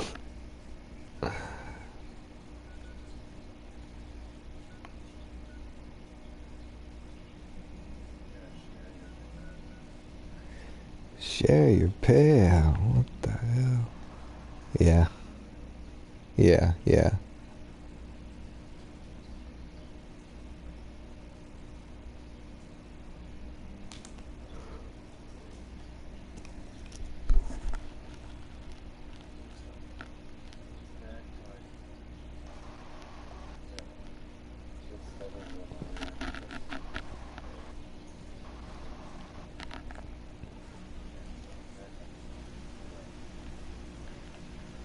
Yeah. I don't know though. I'm gonna start buying that Ethereum currency or whatever. I'm gonna start buying an Ethereum.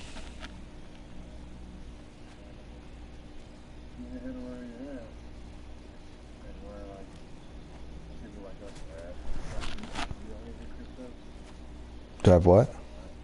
No, I've never done anything like that.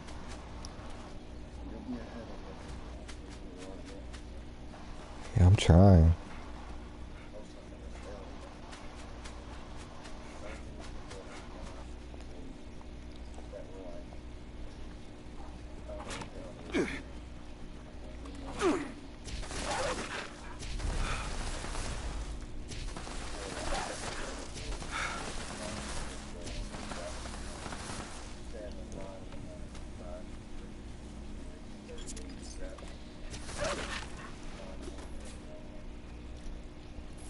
Yeah.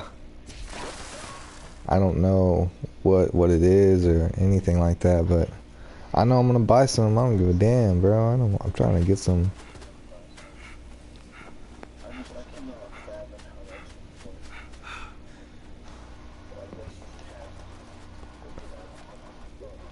You know what?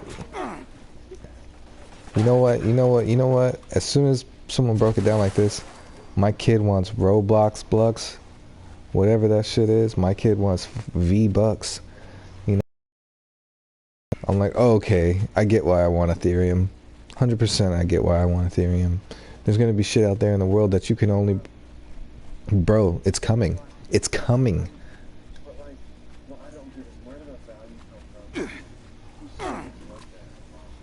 Be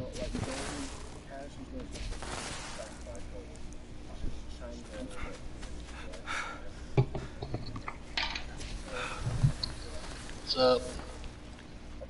Yo.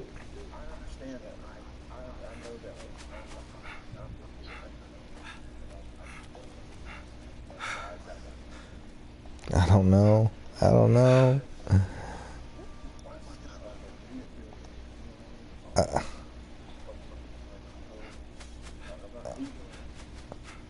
Ooh.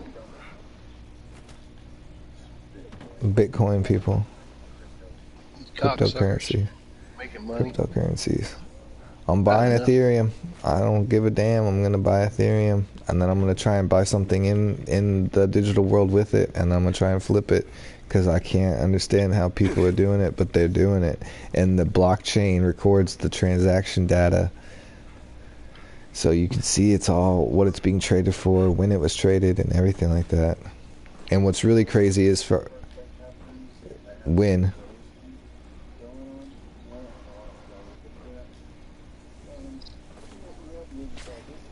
Your rooster. Yeah. I know. Is Rooster in here? What the hell?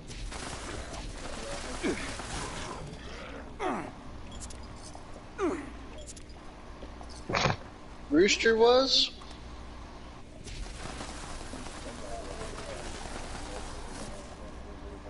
It wasn't me, was it? What? I was chomping on accident. Oh, I don't know.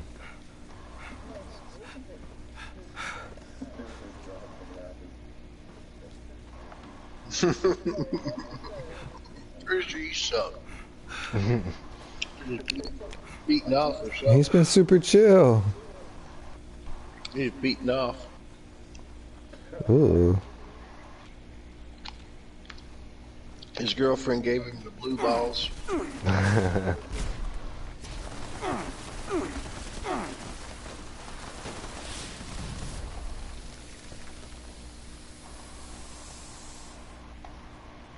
Alert. Hostiles may be in area. Non-combatants are advised to seek secure location until perimeter is secured.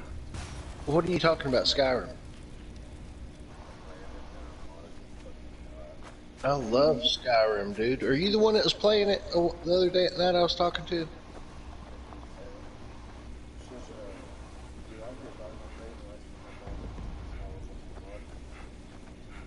Are you playing it on PC or what?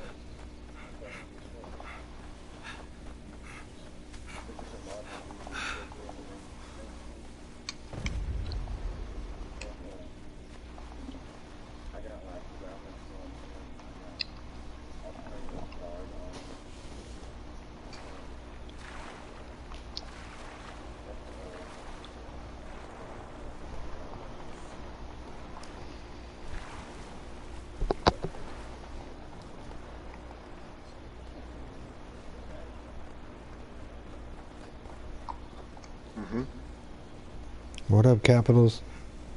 Are you the one that was the storm cloak?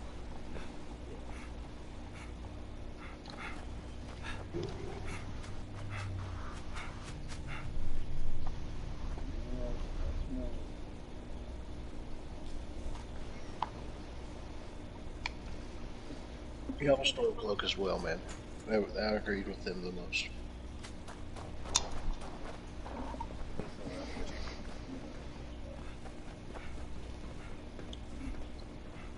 Skyrim is one of the greatest games ever made.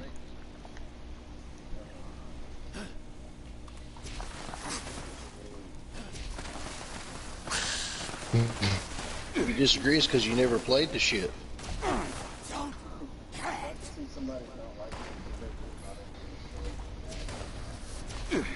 Yeah, that's stupid. Shut up. Take your Lord of the Rings ass. Oh, fucking Hobbit ass.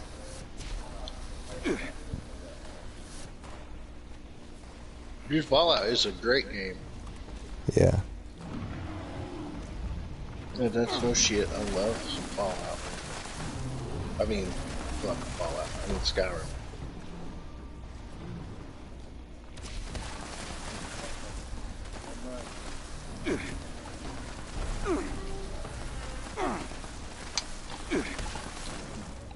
Skyrim is I think it's just a fucking great game, man. I love the way, I love the map. That you get up into the cold regions and the Wizards Academy and shit. I love all that. Your mom's a horker. Yes. Yes. Your mom's a horker, Rooster.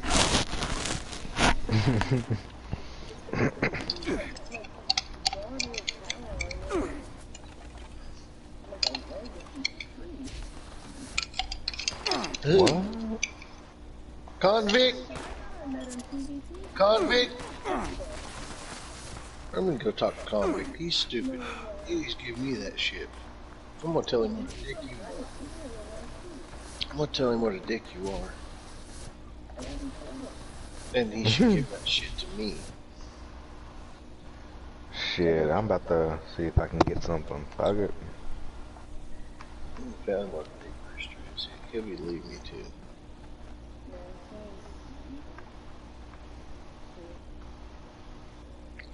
White convict. Cheers, man. You want a real drink? Hit up the wayward. Tell him I sent you. I don't like the fog. Even just a mist. What armor are you running on Skyrim right now?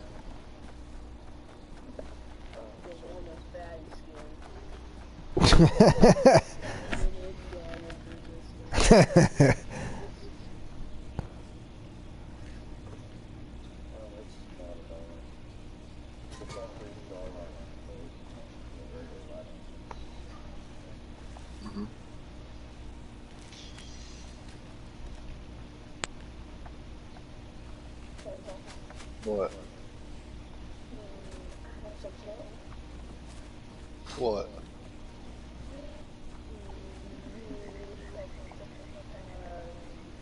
Stop messing around.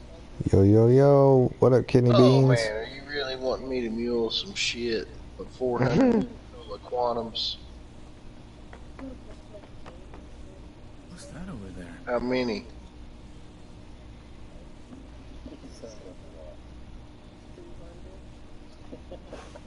Welcome back, newcomer. Shipments of... Perfect time. Well, it's half of what I guessed, but I don't even believe you at 200. I mean, Gotta wait a whole nother hour. You're on, Eugenie. You're on. Get a move on. Oh shit. Anyone looking to make a quick tap? Head into the time.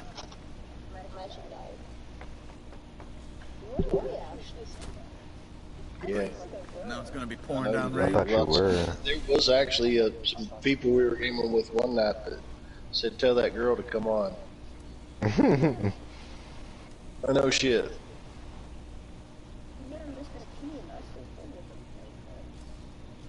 Oh yeah, he's the one that thought you was a girl. It's just Justin about time to Keene eat. and his wife Audie. No, you don't.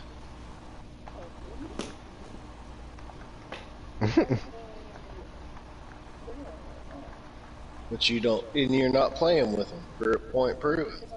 You never play with them. They're always on. I see them, Audie Rose 93 and Justin Keene both on. Guess what? You go try to game with them. You don't ever play with them. I know you don't play with them. I played with them one time. I'm just kidding. And then Rooster, you don't either, technically. He plays with them all the time. No, he does not. You know how I know that? Because when they're on, he's on, and when he's on, he's in here. He don't ever leave me alone. No, he's always stalking Tara. As soon as Rooster logs in, I know when Rooster logs in because he comes straight to me and starts jumping around in front of me and shit. I'm like, oh, Rooster's on, and I gotta send him an invite. That's, I mean, that's just the way it is. Hey, guess what? I took Peppermint off my friends list today. Good for you. She stalked me like 3 fucking servers, and I was like, I'm done with this shit. Unfriend. Unfriend. I'm sure you don't. And the only reason you are now is because you was hanging around me. Now that people are coming back to this area, they'll all want to be setting up even when you places wasn't, like you that. didn't get stalked by women, but now if you play with me, you get stalked by women, right? Right. That's what you just said. You know why? Because I got so much pussy it falls out of my pockets, and people are like, hey, what's that? And I'm like, hey, whoa, whoa, whoa, that's mine. And I reach down and pick it up before they get it.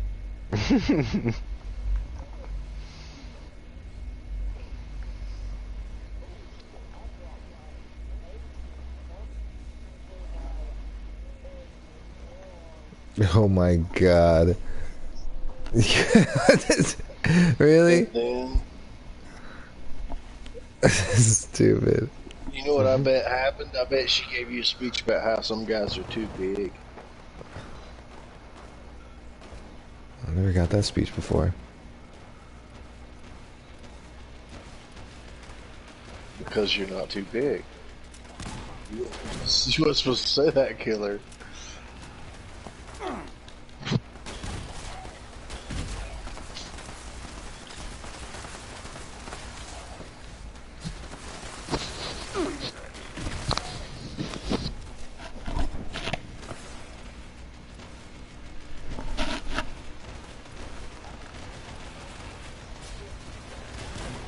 Ew, what the hell no. I don't like a girl who likes that shit.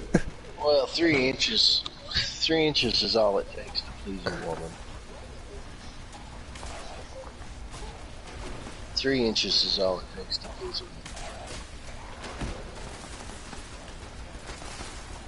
woman. And a debit card is 3 inches. And a debit card is 3 inches. That's all it takes to please a woman. Oh my god. 3 inches is all it takes to please a woman. My debit card is 3 inches. That's funny. Yep. Standard business card, 3.5. 3 inch by 2.5. 2.5 by 3. Hey, I did have a girl that she said she wanted to get hurt, so I fucked her twice and kicked her. That's funny. Well, boys, I am out of here. I will see y'all tomorrow. I'll be up bright and early. I'm gonna go upstairs. Yeah, I know. I got some things I need to do.